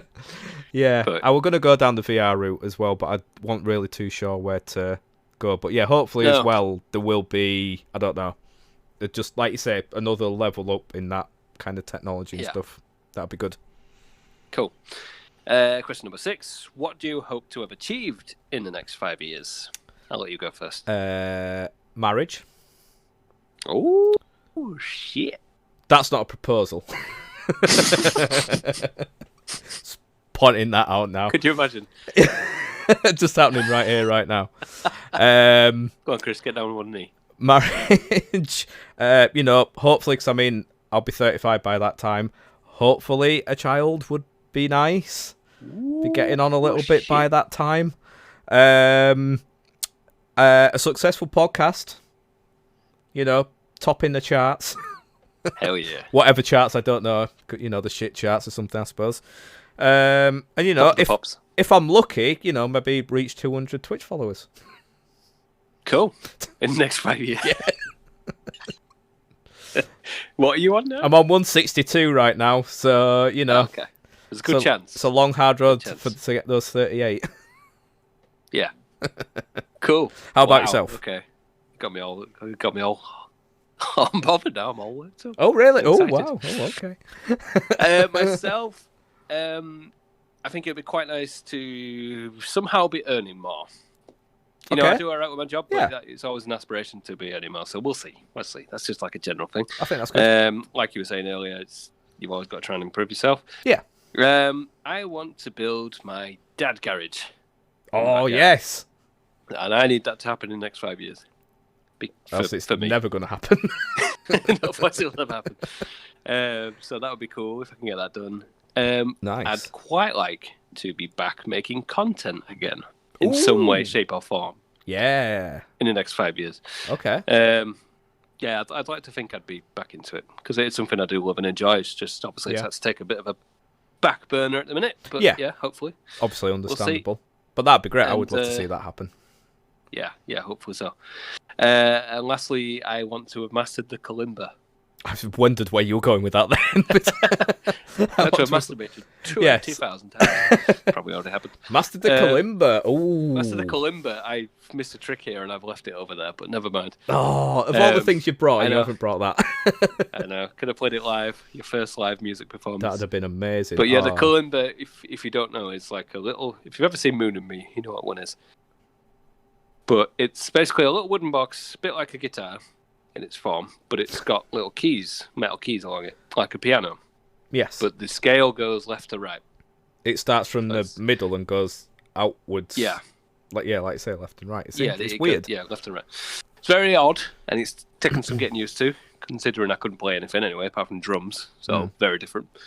But I can do a couple...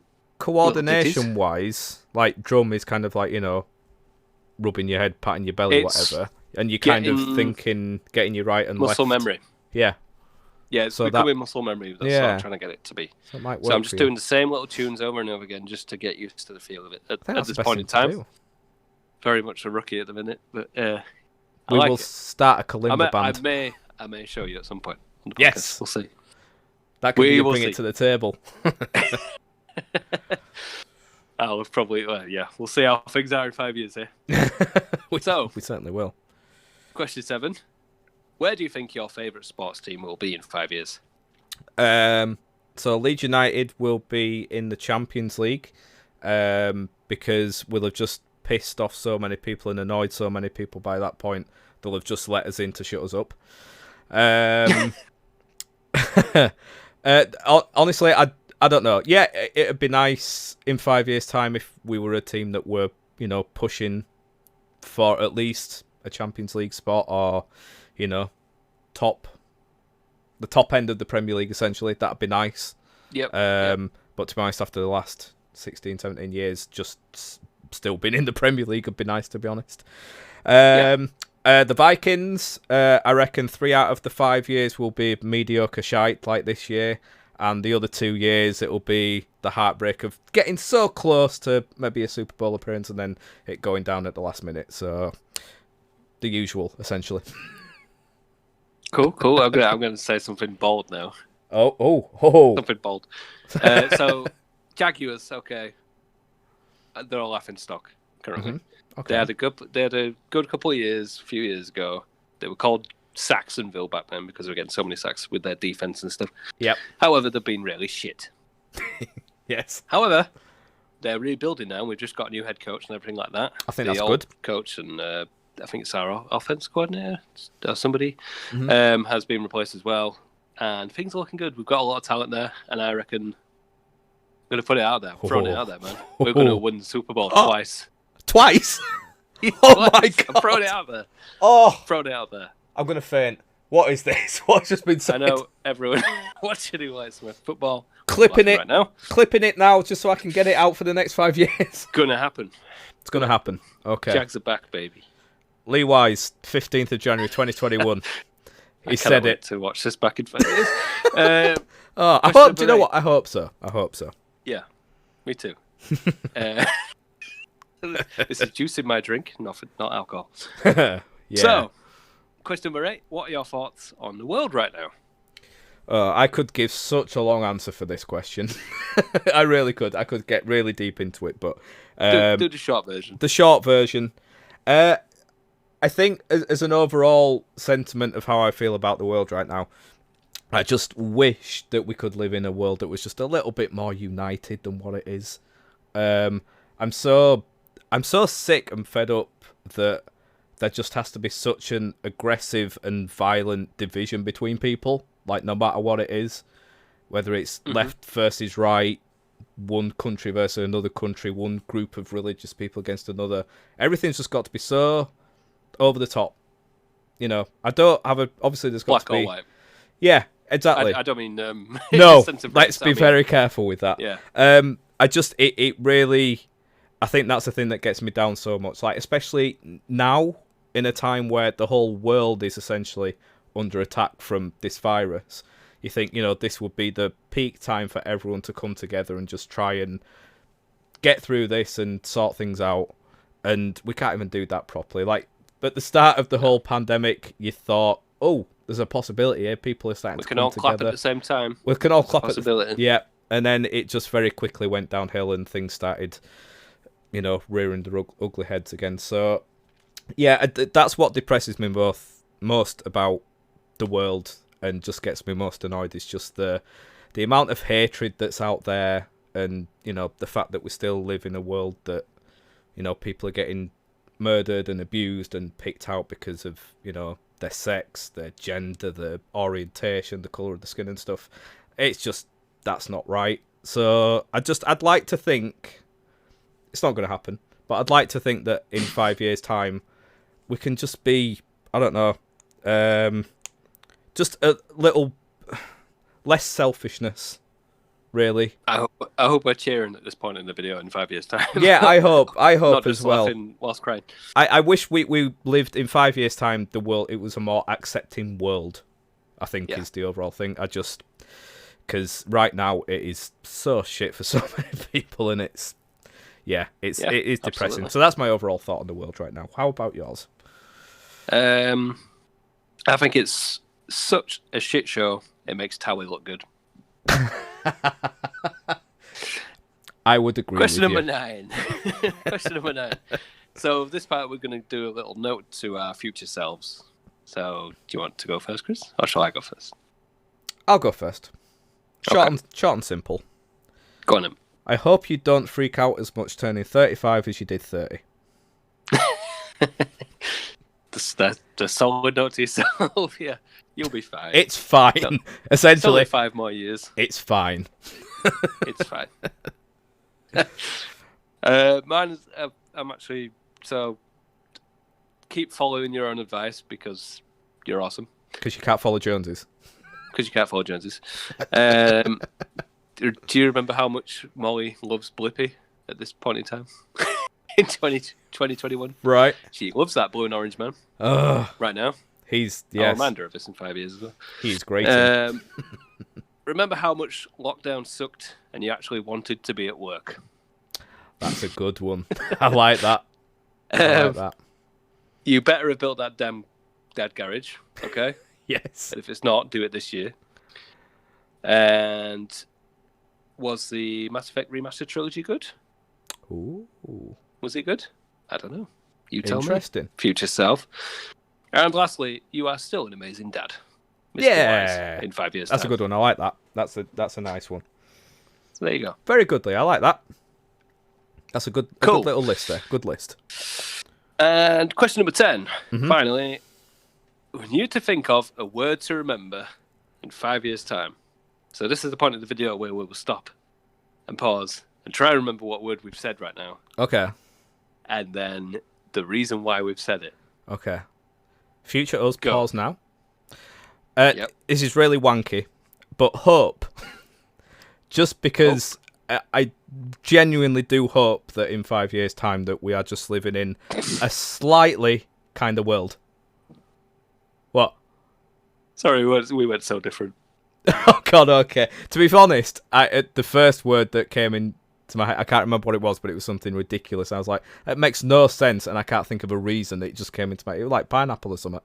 And I was like, okay, no, let's just be wanky. Let's be wanky. But no, I do hope, just because, I do in 5 years' time, if we're just living in a slightly kind of world, then things might be slightly better. So, yeah. And what have you gone for?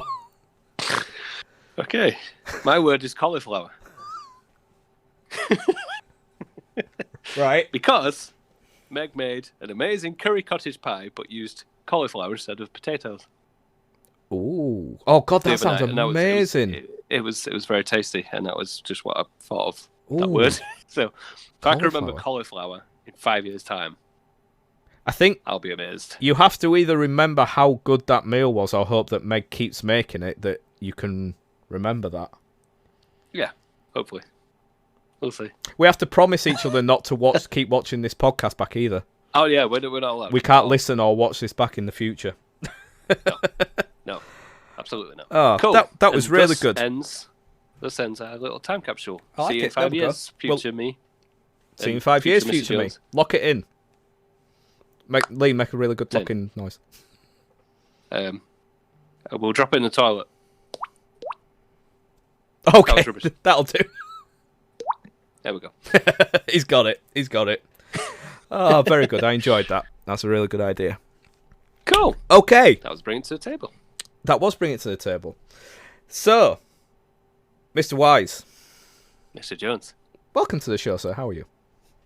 I'm good, thanks. Good. I'm glad to hear. I'm not too bad at all, thank you. Good. So, we've been friends for 2014, 6. This will be our 7th year of friendship. Wait, 7 years. 7 years we've known each other now.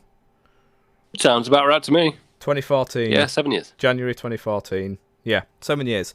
So, like you said previously, we do know quite a lot about each other. But one thing I'm interested to know, because I hear bits and bats about your childhood and everything, but I've never really got a big picture. Okay. So what was it like for you growing up as a wee Lee? What was it like growing up? Okay. So are we sort of talking beginning of primary to end of school? Yeah, why not? Yeah. Yeah. I'll try and keep it vague. So, what was it like for me? So, primary school was a Church of England school. Okay. So back then, religion's forced on you. Cool. Yeah. I had that too. Love it. It was quite good in primary school because I seemed to be friends with everyone, which I think you are at that age. Mm-hmm. And life's good. You just messing about. You don't know any different. Mm-hmm. The only thing that's important to you is playing with friends and stuff. So, primary school was, it is what it is with primary school. Mm-hmm. But I also had the split of my parents during that period. Sort of near the end of it, which didn't really affect me too much, really, because I was pretty young. What age were you at that time? Or can you not? I think I want to say like 8. Okay. So at a time where you're obviously aware of it, but not that it kind of affects not you enough too much, no. So that was the whole thing. So that meant I would spend for the week living with my dad, and on the weekends I'd go live with my mum. So the week I'd be going to school, and then I'd be hanging about with my friends around the town that I lived in. Usually, more often than not, playing in the woods. Okay. And of course, my house was surrounded by woods as well, and all that. So if I wasn't playing with my friends, I did spend a lot of time sort of playing on my own, playing army or whatever in the woods and stuff. Or with your imaginary friend. Or with Denny, my imaginary friend, who was definitely imaginary. Definitely imaginary, not a ghost wink, child. Nope. I'd do that for the week, and then I'd go to my mum's on the weekend, and we'd usually be sort of more out and about every weekend. It was definitely sort of, because she didn't have me often, I think she sort of treated me more to stuff, you know? Yeah. More than what my dad was, because he's got the everyday task of it all. Yeah. So it was very much like, I used to sort of get excited to go to my mum's because I'd be with my dad all week, but then I'd look forward to coming back home to my dad's because I knew that's where all my friends were, you know. Sort of the norm, as it were. Yeah. And there wasn't a big scary stepdad at my dad's house. No, that'd be weird, I suppose. Yeah. Although, funnily enough, they did get on, and still do really. So that helps. Which is it does. That's good. A lot of influences growing up, especially from my brother. So he's 9 years older than me. He would sort of move back home from time to time, whether it's splitting up with girlfriends or moving out from his mates' flats and stuff. Yeah, like that. He would occasionally come back or whatever. So that was good. I do have like early memories of playing together and stuff when he did still live at home, but not very many. No. So it's a bit strange in that sense when you got an older brother, as you know. Yeah. Quite similar, really. But yeah, he was a big influence in music and gaming and films and everything like that. He sort of kept me up to date, really, because and teaching me things that I probably shouldn't have known. Like, that's all part of good growing up. Like giving me access to Shaggy to play in the music lesson when I was in year 4 or 5 or something like that. Really? Oh God. Yeah, we were told to bring in our favourite song at the time, and everyone dared me to bring the Shaggy CD in that my brother had, so I got it. Okay. And the teacher was not impressed.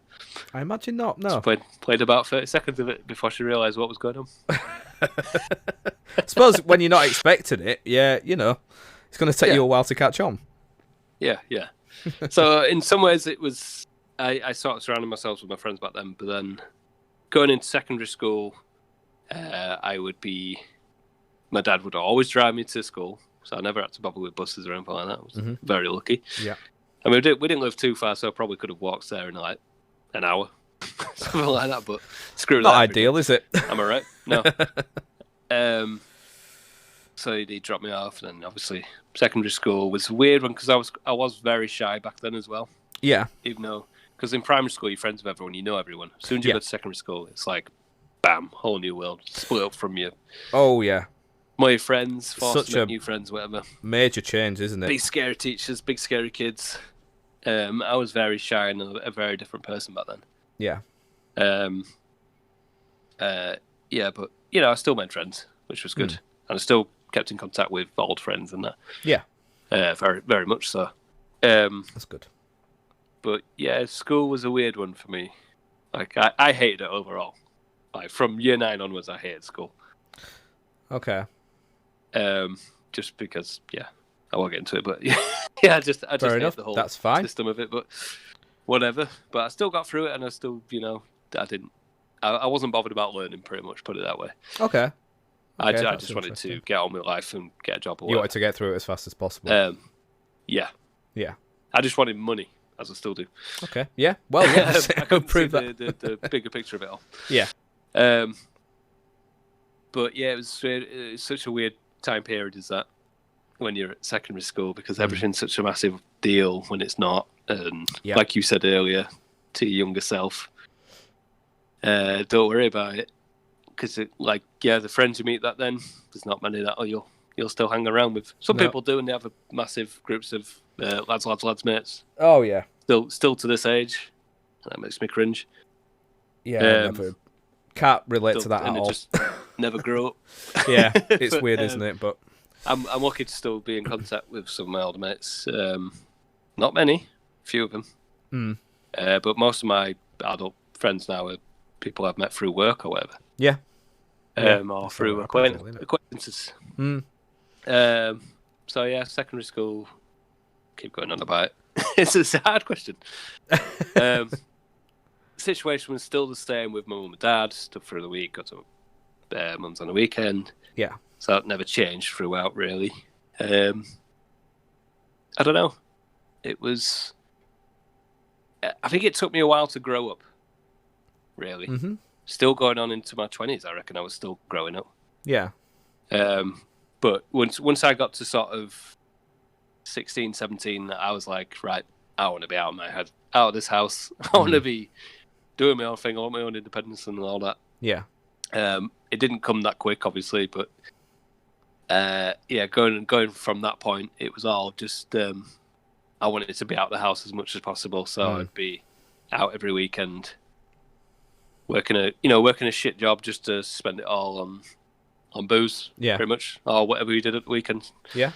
Going out every weekend, Friday, Saturday, Sundays, and that was my life for a good few years. Right. Okay. And then till I started taking relationships a bit more seriously. Yeah. And then it became sort of a quest for finding love. Well, not really. Wasn't really looking for it, just kind of happened. No, but it was that's all you think about when you start getting in that mindset. It is, yeah. So yeah, and then just slowly. I mean, we're learning every day. Oh yeah, I mean, it doesn't stop. And you hear people that are in their 80s and 90s saying you're still learning to that age, and that's what life is, isn't it? It's not just a case of learning as a teenager and growing up in school and stuff. You keep on learning, don't you? Absolutely. I mean, I could go into a lot of specifics with that question, but it was quite an open question, that. So it was just getting a general idea of Little Lee growing up, to be honest. You mentioned school there and not enjoying high school. What was your favourite lesson or subject, and what was your least favourite? Favourite was probably science, because you actually learned useful stuff there. Anything specific with physics, chemistry, biology, or just all of it? Biology would probably be my favourite. Yeah, because it's the body. It was the most interesting to me. But then again, physics was also awesome. Chemistry can go fuck itself. Oh, just all equations, isn't it? Yeah. Did not enjoy Apart that. from the Bunsen burner bits, it's just not. That was fun. Yeah. Obviously some stuff was interesting, but yeah, biology mainly and physics. Yeah. Probably my favourite stuff. But I put that down to having a good teacher for that. Somebody I actually wanted to listen to, and she actually taught well. Treat everybody the same as well. Which is what was missing from most of my classes. So yeah, it's one of the reasons why I didn't like school. My least favourite, I want to say maths, because I found that the hardest and I had one of the shittest teachers. But I think my least favourite is one that I actually enjoyed up until a certain point, which would be English. I used to love doing English, and I still love the English language. Yeah. But it just got all wanky. Basically, like going through school, all I wanted to do after a certain point was learn how to write, as in write a story or whatever, and go down that line of things. But no, it was all about Shakespeare, basically, and all that. And it's just, I don't want to learn about Shakespeare. I understand he was a prolific writer in the time and everything like that, but enough with the Shakespeare.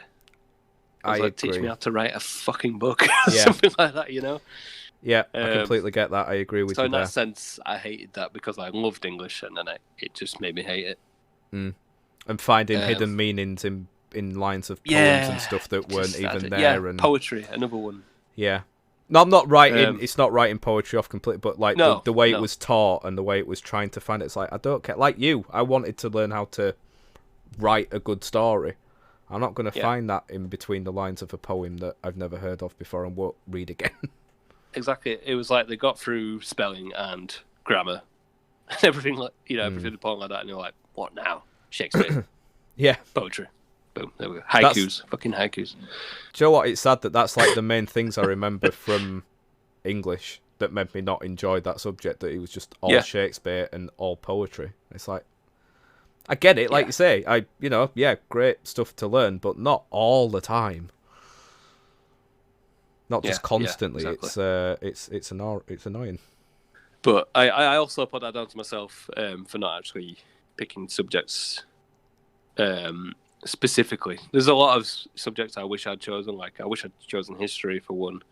Like someone just said, if I'd have studied English language, then that would have been different. But it was when it's an all-encompassing. It was basically a fob off English lesson. Yeah. Because I chose where my mates were at the time. Yeah. We got bundled off with old idiots, basically. Yeah. So it is down to my own choices. I'm not blaming the school entirely. But what the hell does a teenager know? What he wants to do with his life? Exactly. This is it. So English was your least favourite then, for that reason? For that reason, yeah. Fair enough. So you briefly mentioned before about your brother kind of getting you into music and gaming. Was it down to your brother that you first got into video games, or had you started doing that through 100% my brother. Okay. 100%, yeah. My dad did play video games, but on my brother's consoles. So they would play Mortal Kombat or whatever on the SNES and shit like that, Street Fighter and all that. Yeah. And my brother still has memories of watching my dad sit up all night whilst he was poorly, whilst Dan was poorly, my brother. Right. My dad sat there and completed Batman vs. Joker on the SNES. Oh my god. That's one of his early memories. But yeah, it was my brother who had all the consoles. The PS1, the N64. Yeah. Sega. Oh, no, he didn't have a Sega, sorry. A Sega, sorry, I don't remember that one. No, Sega, sorry. And he, just showed me it, and I was like, ooh, that looks cool. Okay. And I've got early memories of him trying to teach me how to play games, and I must have been so bad. Right. There was like a SWAT tactical game for the N64, and I can't remember what it was called, but he's still got it. And obviously, it's one of those games that it sort of introduced cover shooting. Oh, right, okay. I'm sure we played it one night, but yeah, never mind. Was it when we as a kid, you just want to run about and you want to shoot stuff. But back then, I just kept on dying, and you had to keep on restarting. But he kept with it. Yeah. And we moved on to a different game. So, what were your first sort of earliest memories of, like, what were your first proper games that you got into around that time then that you would play most often? What? Like on my brother's consoles or on my very own? Your first ones that like your brother got you that got you into on his, and then what was your first that was like yours? So like, I think it was definitely like Super Mario Bros. Yeah. Was it Super Mario Bros. 2? Yeah, whatever. On the SNES. Yeah. Yeah, that was a good fun when you just getting into it. Oh yeah. Bright and colourful. You're like, you can go left to right, whatever. Happy memories. Donkey Kong Country was another big one. Oh yeah, that is a good one. And Cannon Fodder. Oh yes. Yeah. Yeah, love that. Fantastic memories of that as well. Yeah. Brilliant game. And then the PS1. So is this your first console? Yeah, I'm pretty sure. Pretty sure it was my first console. Mm-hmm. Yeah, I mean, I had it chipped and everything, so I had tons of games to play. But like, I suppose Siphon Filter, even like the first demo disc that you put in, that's got a lot of memories for me. Yeah. Spyro, Crash Bandicoot, all the big hitters really. Destruction Derby 2. Oh yeah, loved that game. Yeah, played a lot of that. And then it was more like on the N64 and the Game Boy Color, where I got my Pokemon Blue and Pokemon Stadium and all that. The Pokemon was the massive thing at the time, wasn't it? Yeah, oh god, yeah. That late 90s, early 90s time, yeah. Yeah, they got me into that big time. And Mario Kart, another big one. Oh, good one. All them ones, and then it progressed on to the when I really, really got into it, was the original Xbox era, the PS2 era. But I did original Xbox. Amazing games. Halo, Midtown Madness 3, just blew my mind. It was a good era, wasn't it? Good era for getting into video games, I think. Tremendous era. Definitely.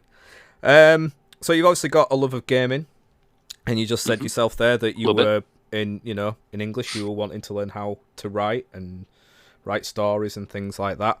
At what time did you start getting into sort of the idea of content creating? And like, did you get any early thoughts of wanting to be a writer in terms of creating content that way? Or did you ever think of bringing the gaming and the content creating together?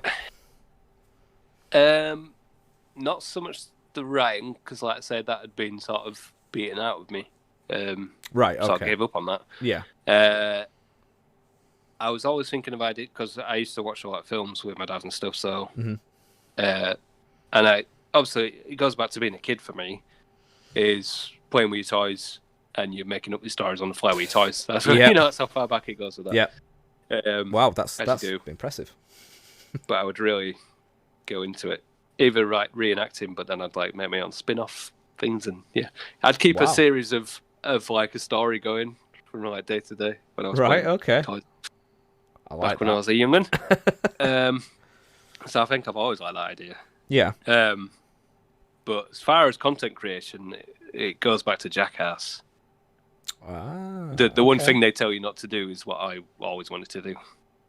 Do not try this at home. The Jackass TV series, I mean, they had an unbelievable influence on me as a teenager. Young. However old I was when it came out on MTV. I mean, what, 9, 10 years old? 10? Yeah, I was probably a little bit late to it, so probably about 11, 12. Yeah. But, my God, yeah. Those boys, they're still my heroes to this day. They were absolutely mental, and obviously degenerates, but they were my degenerates. Yeah. And I still fall Hold them dear. But that was the first thing, don't try this at home. I'm going to try this at home. Yeah. Obviously, you can never reenact exactly what they were doing, but no. me and like my best mate at the time, we do dumb stuff. Like I think I've said before on the podcast about the dog food eating and swinging into nettle bushes and everything like that. Yeah, you have mentioned that before. Yeah. Made a big montage video to Ace of Spades. Yeah, chasing sheep and shit. Yeah. That was it. Yeah. So that was like my first taste of content creation, and then it was like it was to do with YouTube sort of coming around and seeing people make silly videos. Like there was a guy doing chipmunks. He was basically just sped up his voice and sped up the video, but it was like a chipmunk voice, and that to me at the time was amazing and hilarious. Yeah, doing fart noises in high speed. But that was the state of YouTube back then. Oh, it was. And salad fingers and all this. It was all short form content. Yeah, at the time, salad fingers was a big one. Yeah, and that whole website. I think that was it. That's what got me into it. But then I never followed up on anything for a good long while. No. So when you started watching, so obviously you the whole Jackass thing, and you were creating videos with your mates. Yeah. Did you think, I want to do this for when YouTube came out and you saw these videos? You were like, I want to do that, or did it take a while for? No, I never. It took a while to actually think I want to do that as a job, Yeah. I was very late with that, really. When we got into it, we were pretty much too late to the party, really, to hit that early wave, that successful early wave. Yeah. And we've talked about that before, but we both were watching people and thinking, I could do that. Yeah. Why are they getting so many? It's exactly the thought process. Views and stuff. Yeah. And then just kept going and going, and then I started thinking about writing for short films and stuff like that. When our brains got together and we mixed things together and like that. Yeah. Awesome. So obviously you did get into it. We got into it, which was a helpful time as both kind of colliding, I guess. And, content created, fully for a good 3 years, really. Obviously, 2 we or did 3 a few years. things, but a good solid time there. What was your favourite moment of content creating? You don't have to narrow it down to one, but what's been your favourite memories? Not necessarily a favourite video or anything, but just favourite memories of that time. Favourite memories has to be actually doing the podcast that we did. Okay. Bar Chat. Yeah. I mean, there's a lot of favourite memories to that era. Just great stuff. But that sort of night, because we not so much Bar Chat actually. That you guys coming round and we didn't just do the podcast. We'd do like stuff before we ended up filming the podcast because we knew we'd get stupidly drunk during it. But then it'd be like the day after we'd be doing something else, and just knowing I'd get to spend time with my mates and doing stupid stuff. Yeah. And record ourselves talking a lot of rubbish for a good few hours. It always ran over. Cameras always ran out. Oh God. But we did what we had to do. We did. God. But yeah, like knowing my mates were coming over and you were staying over and that, and yeah, we could actually just have a laugh with stuff. Yeah, definitely best. But yeah, Bar Chats were great.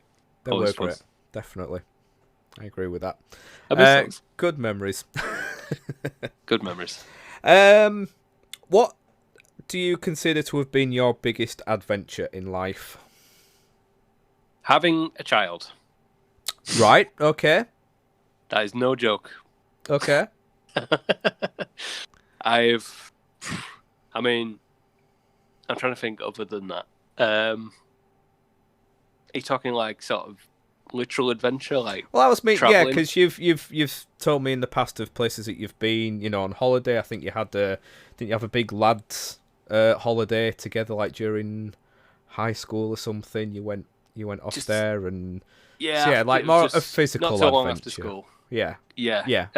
So we I mean, that was like my first sort of escape into the world without my parents or anybody. Right. Okay. At that point, I don't think my dad had even flown anywhere. At that point, which was crazy. Right. In his late 40s or whatever he was. Wow. Okay. Was he in his 50s then? Not sure, but yeah, he'd never flown at that point. So never been anywhere there. I'd been on holiday with my mum before and that. But yeah, we went to. It was a big group of friends. It wasn't just lads; there was girls there as well. Who were all, it was one big group. Yeah. We all went to Tenerife for a week, I think, and just got shit-faced drunk for 7 days. Right. There and back. I mean, that's what those holidays were about, really. I suppose, weren't they? That was the point, really. But it was amazing in the sense, like, I think I had about 300. No, I think I must have had about €250 in my pocket, something for the week. Right. Which I thought was a lot of money. Yeah. No. So, the holiday ended. We were all borrowing money from like the one guy who actually had money, and still just like on the last night, whilst we were waiting to go to the airport, we decided to go to an Irish bar and get stupidly drunk and do karaoke and stuff. Wow. Okay. So we were all smashed and like, try and act sober. Stood at the airport with your bag, with your suitcase, whatever. I ran out of clothes about 3 days in. Oh my God. I was borrowing people's trainers. 3 days in? What the hell were you doing? I know. But it was very much needed. Yeah. It got me out in the world. It showed me a little bit how things work. Mm-hmm. It was like a good blast that you've got to do. Well, I felt I had to do it anyway, but I suppose that was a big adventure. But no, I will. I mean, yeah, I've been to different places in the world. On our honeymoon, we went on a massive cruise. Yeah, which was amazing. Can't wait to do another cruise again, even though they're massive polluters. But yeah, massive party on a ship, though, Yeah. But it was amazing. That was actually our honeymoon. Yeah. And we just spent however many days sailing around the lovely Spanish islands and went to somewhere in Portugal as well, where what's his face was born. Famous Portugal player, what's his name? Cristiano Ronaldo. The place where he was born. Yeah. Right. Funchal, is it? Funchal. That sounds like. I think that sounds right. Yeah. Yeah. But just eating and drinking. We had a drinks package and everything, so you just go up to the bar. One of these, please. Yep, thanks. And another. That sounds so good. But then you just got to all these beautiful places for the day at the same time. Yeah. Oh, that does sound good. I must admit. That's probably my biggest adventure, actually. Yeah. With my wife. Yeah, that was great. Oh. But yeah, going back to the kid thing. Yeah, that is Well, I was just still on that journey, man. I'll tie that in. So my next question was going to be, thinking you might answer with that. So from boys on tour to being a dad, what's that adventure been like, and what's that journey been like?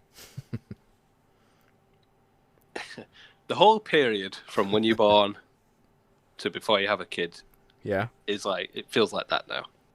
Really? Right. Oh wow. Okay.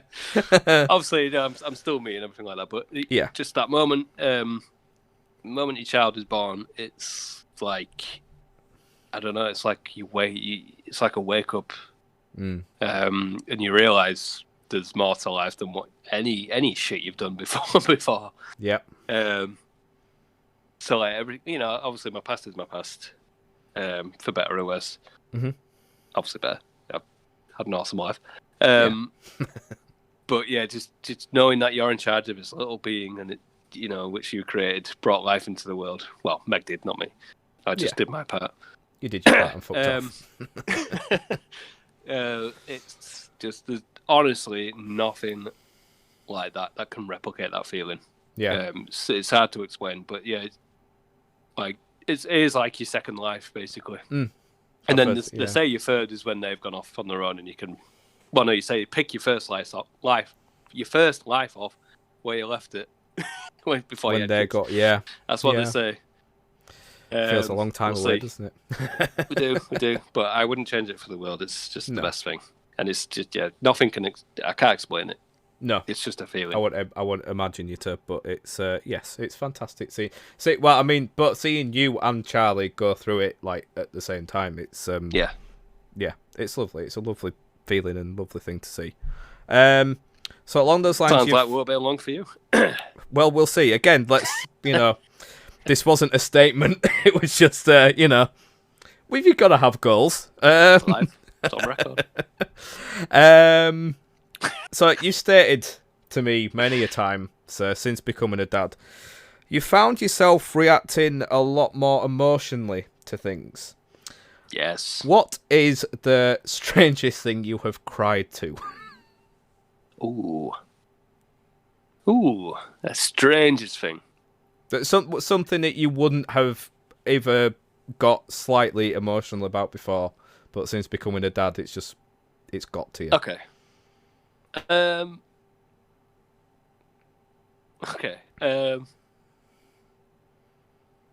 Not so much crying, but fuck Toy Story, right? Because Toy Story ruined my life. Okay, Toy Story has ruined my life, especially since having a kid. So, okay, every toy we've got has pretty much got a fucking name, right? Right. And it's just filling just. We can't keep up with the amount of toys that she's got. She's not even 2 yet, and it's ridiculous. Teddies, fucking Bing, all these other things, right? Yeah. They've all got a name. They've all got their own personality. We've played with them. Everything gets used, that's for sure. Mm-hmm. Sort of recycled. And I know there's going to be a time where some of these things have to go, and I just can't bring myself to think about that. Okay, yep. But it's not just that. It's like, if I know I've left a fucking toy in the car, I'll have to go and get it, because I don't want it spending the night in the car myself. So that's one way it's messed me up, right, emotionally. Have you woken up in the middle of the night and realised the toy is in the car? Not quite that bad. No, okay, right. Like, I'll feel bad, man. Okay. So in that sense, yeah. But actually Amazing. crying, it's anything to do with kids now. Mm-hmm. It's like straight up there in the emotional chat. Right. I mean, we watched the other night. We watched a film called Instant Family. It's a Mark Wahlberg film, right? All right, okay. Actually, I quite rate Mark Wahlberg. He gets a lot of stick. I like Mark He has Wahlberg. been shit in a lot of stuff, but he's good. Yeah. And me and Meg both bawled our eyes out because it was a film. It's basically a film about adopted children, and it actually got quite serious, which we weren't expecting. Because it's a comedy, right? But there's a lot of serious moments in it, and yeah, that had us both roaring the other night. Right. Okay. But it's just that reaction to emotional, anything really, like How I Met Your Mother, Rex's now completely. Yeah, anything like that. But yeah, anything that you can relate with kids. Yeah, anything. We're finding we're relating a lot more to stuff now. Yeah. Even The Walking Dead got me, which it never did, because I'm watching it through again. Yeah. And there's moments where like bringing a baby up in that world, and I was thinking about it, and I was like, fuck. What like horrible... before, I didn't even bat an eyelid, and then the thought of like anything happening to that baby, I was like, oh shit. Yeah, yeah, definitely. It's weird. Changes your perspective, I think. I imagine it does. Yeah, it's. I love just you will message me from time to time. Or like the other week, it's like just watch the final episode. I'll make your mother go. God damn it, Barney. Yeah. Yeah. I won't give any spoilers, but no, definitely not. No, but it's. Yeah, I think like you say, yeah, just things that you can relate to a lot more. It does change your perspective, doesn't it? So finally, sir, I'll just bring it to a fairly simple end, really, and it's just looking to this year. Looking hopefully past the whole pandemic and everything. What are your hopes for this year? What are your aims? Practically, I need to sort my loft out so I can move all the shit from my outhouse and shed somewhere. Right, because that's driving me mental. Yep. That needs to be done. And I want to see my friends again and do stuff with my friends like we used to. I want to be able to go around and have a drink or plan something. I want to play a fucking game of Warhammer. I've never played a game of Warhammer, and I've done it for 2 years. That'd be a good thing to do by the end of this year. Okay. That's on the list. That's doable. That's doable. I just want to see my mates in a normal environment. I want to go out for a meal. Yeah. Yeah. I just want to go out for a few drinks, go for a nice curry or something. Yeah. Relax. Like we did just before the second lockdown, was it? It was, wasn't it? Yeah, just before... I think so. October time?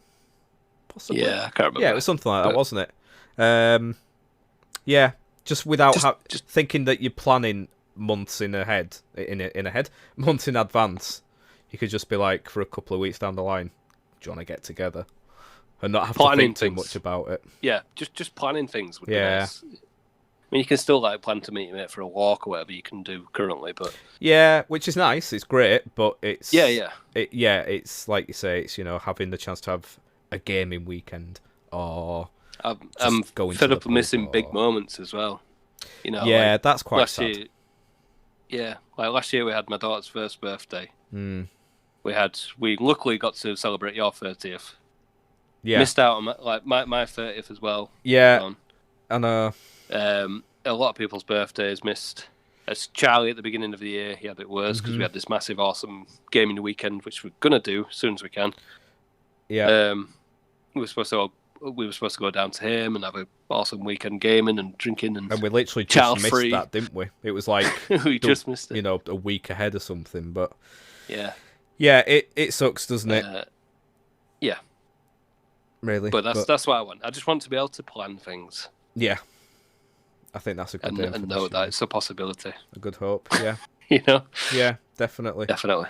Very good, sir. Well, I'm going to finish this professional interview, with getting to know Lee Wise. Quick fire questions. Getting straight in there. Baby. Favorite colour? Red. Sorry. Of course it is. I'll get you for that. Favorite food? Pizza. Yes. It's the best food. It is the best food. Favorite drink? Soft drink. I'm going to say Pepsi Max, even though I'm trying not to drink at the minute, but yes. Right. And alcoholic drink, I would say I'm all about the rum at the minute. I'm going to have to say Dead Man's Fingers. Oh, very rum. Good. Good answer. Beautiful. Favorite film? Pulp Fiction. Pulp Fiction. Ooh, I was interested to see what you were going to give for that, because I think you have like a million favourite films. I do, but Pulp Fiction tops it. Okay. Favourite joke? Fish swam into a wall. Damn.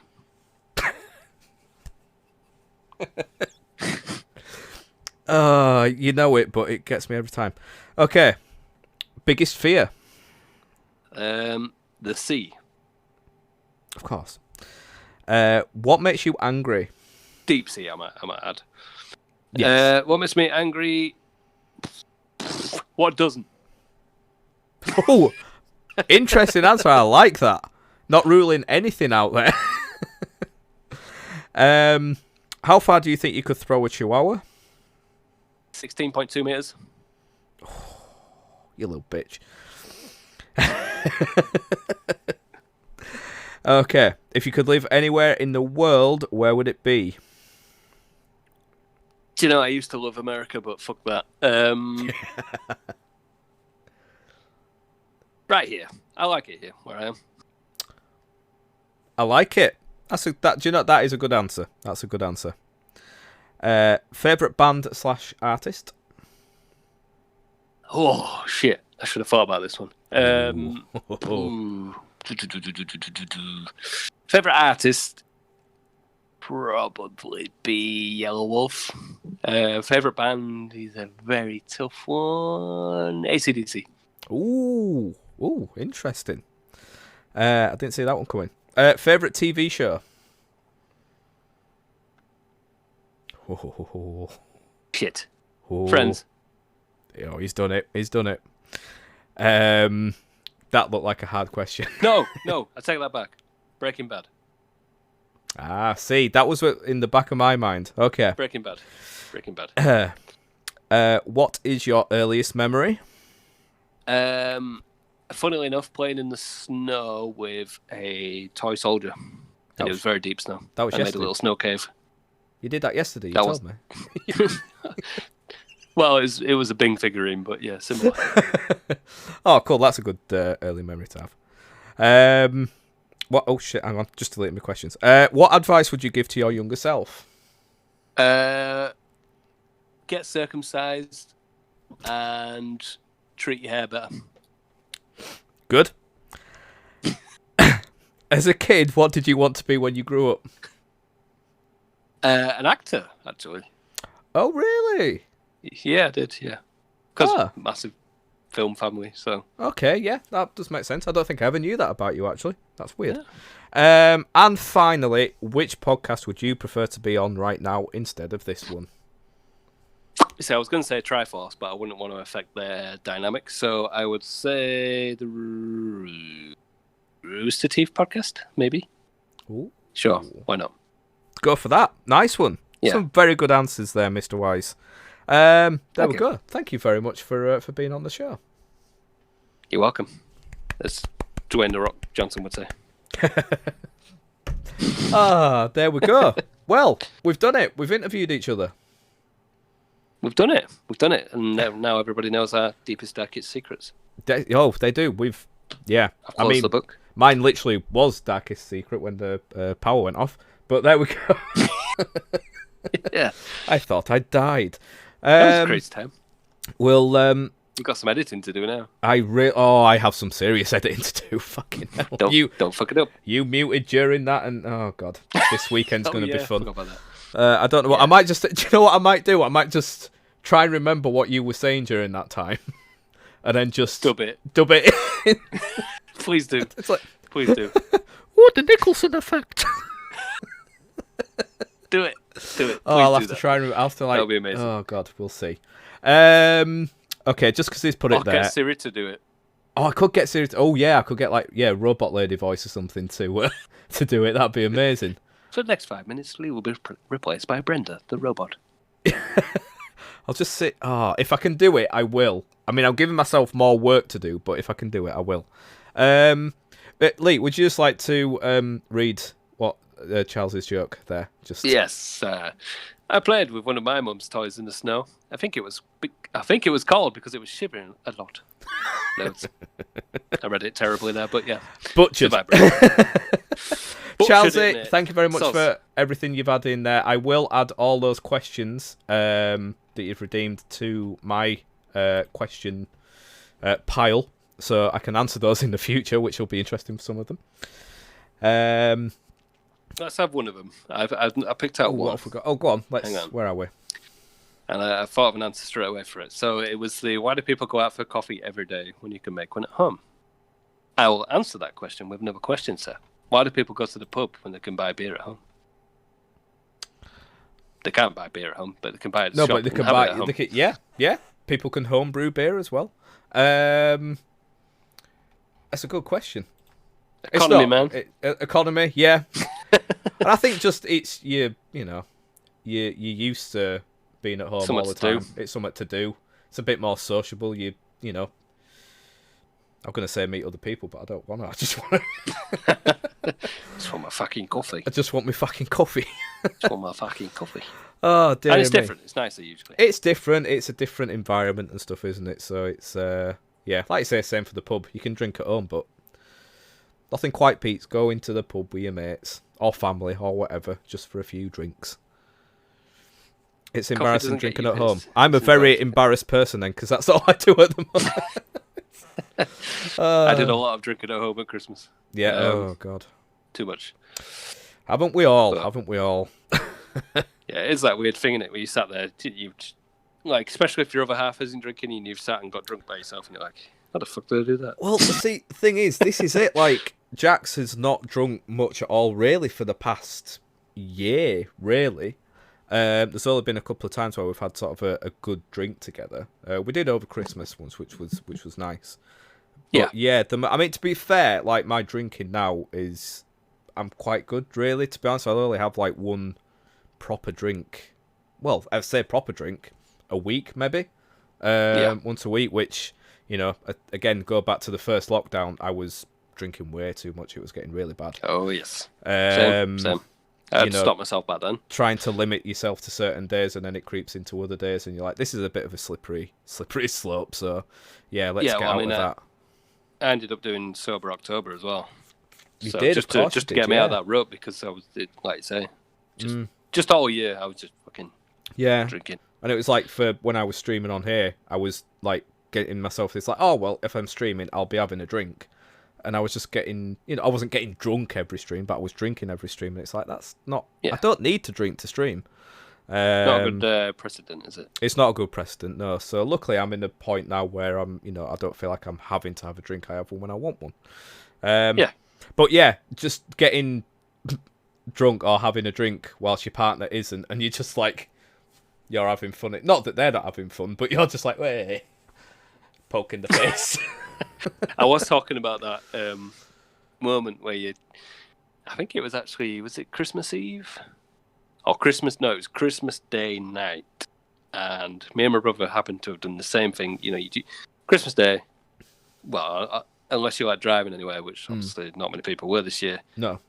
You usually you have a few drinks through the day, and then you carry on until night. Yeah. Which is both what me and my brother did. And we ended up messaging each other about like 11, 12 o'clock at night. And we just both happened to be both sat there pissed.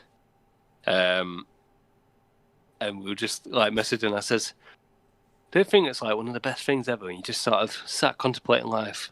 You paused your game and you've been on your phone for an hour now. Yeah.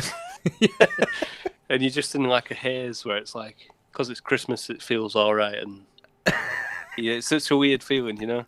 Yeah. It was just funny that we're both doing it at the same time. It's like, I know exactly what you mean, bro. Yeah. Oh, I do love those times. It's fun. I must admit, I always know with you if you've had a drink or not with your messages. Because I know when you're in kind of that reflective mood and that feeling. And it's really great when I've been doing the same thing. There's been times in the past where I'll have done a thing where, again, I was drinking on my own, probably, and I start watching old videos together. And then you sent a text through going, man, that video where we did this was good. I was like, man, I've just been watching that video. And you start reminiscing about old times and stuff. And it's, that's always a good feeling.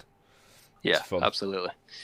But I mean, I'm enjoying waking up sober every day, which is good. Yeah, it is to be kind of fresh, serious about it and adult. It's a better way and a healthier way of living. It's not a good spiral to get into, really, is it? Absolutely. So eat your vegetables, kids. Eat your vegetables, kids. Boom. That sounds awful. Bug snacks. Bug snacks. Bunga bunga Bug bunga. snacks. Bunga bunga. Cool. Oh, dear. Well, I think it's about time to wrap up now. I think that is a perfect time to wrap up. Yes, Chelsea, you can confirm it. I apologise for not getting in touch, but yes, that is a thumbs up confirmation. I did message him, and he said he'd get in touch, but obviously he didn't.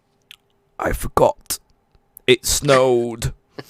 It snowed, so I couldn't message. I couldn't message because I'm a child. Oh dear. So yeah, that's been really good. Enjoyed that. So that means in the future we have to get guests on now if we want to do any interviewing. Yes. Yes, we do. But it will happen. We've got some. Let's say we'll look forward to us interviewing Charlie. Yep. That should be interesting. That should be interesting. He's promised that he won't be drinking for that stream, for the podcast. Nope. We're going to do a separate stream that won't be a podcast. That is a proper Bartat reunion of actually looking at old videos and stuff, where we will be drinking. So that'll be a little bit different. But hopefully the podcast one will be a little bit more focused. Hopefully, we'll see. Yeah. So that's February. That's going to be in February, isn't it? That's February, yeah. So I can have a drink. Yes, exactly.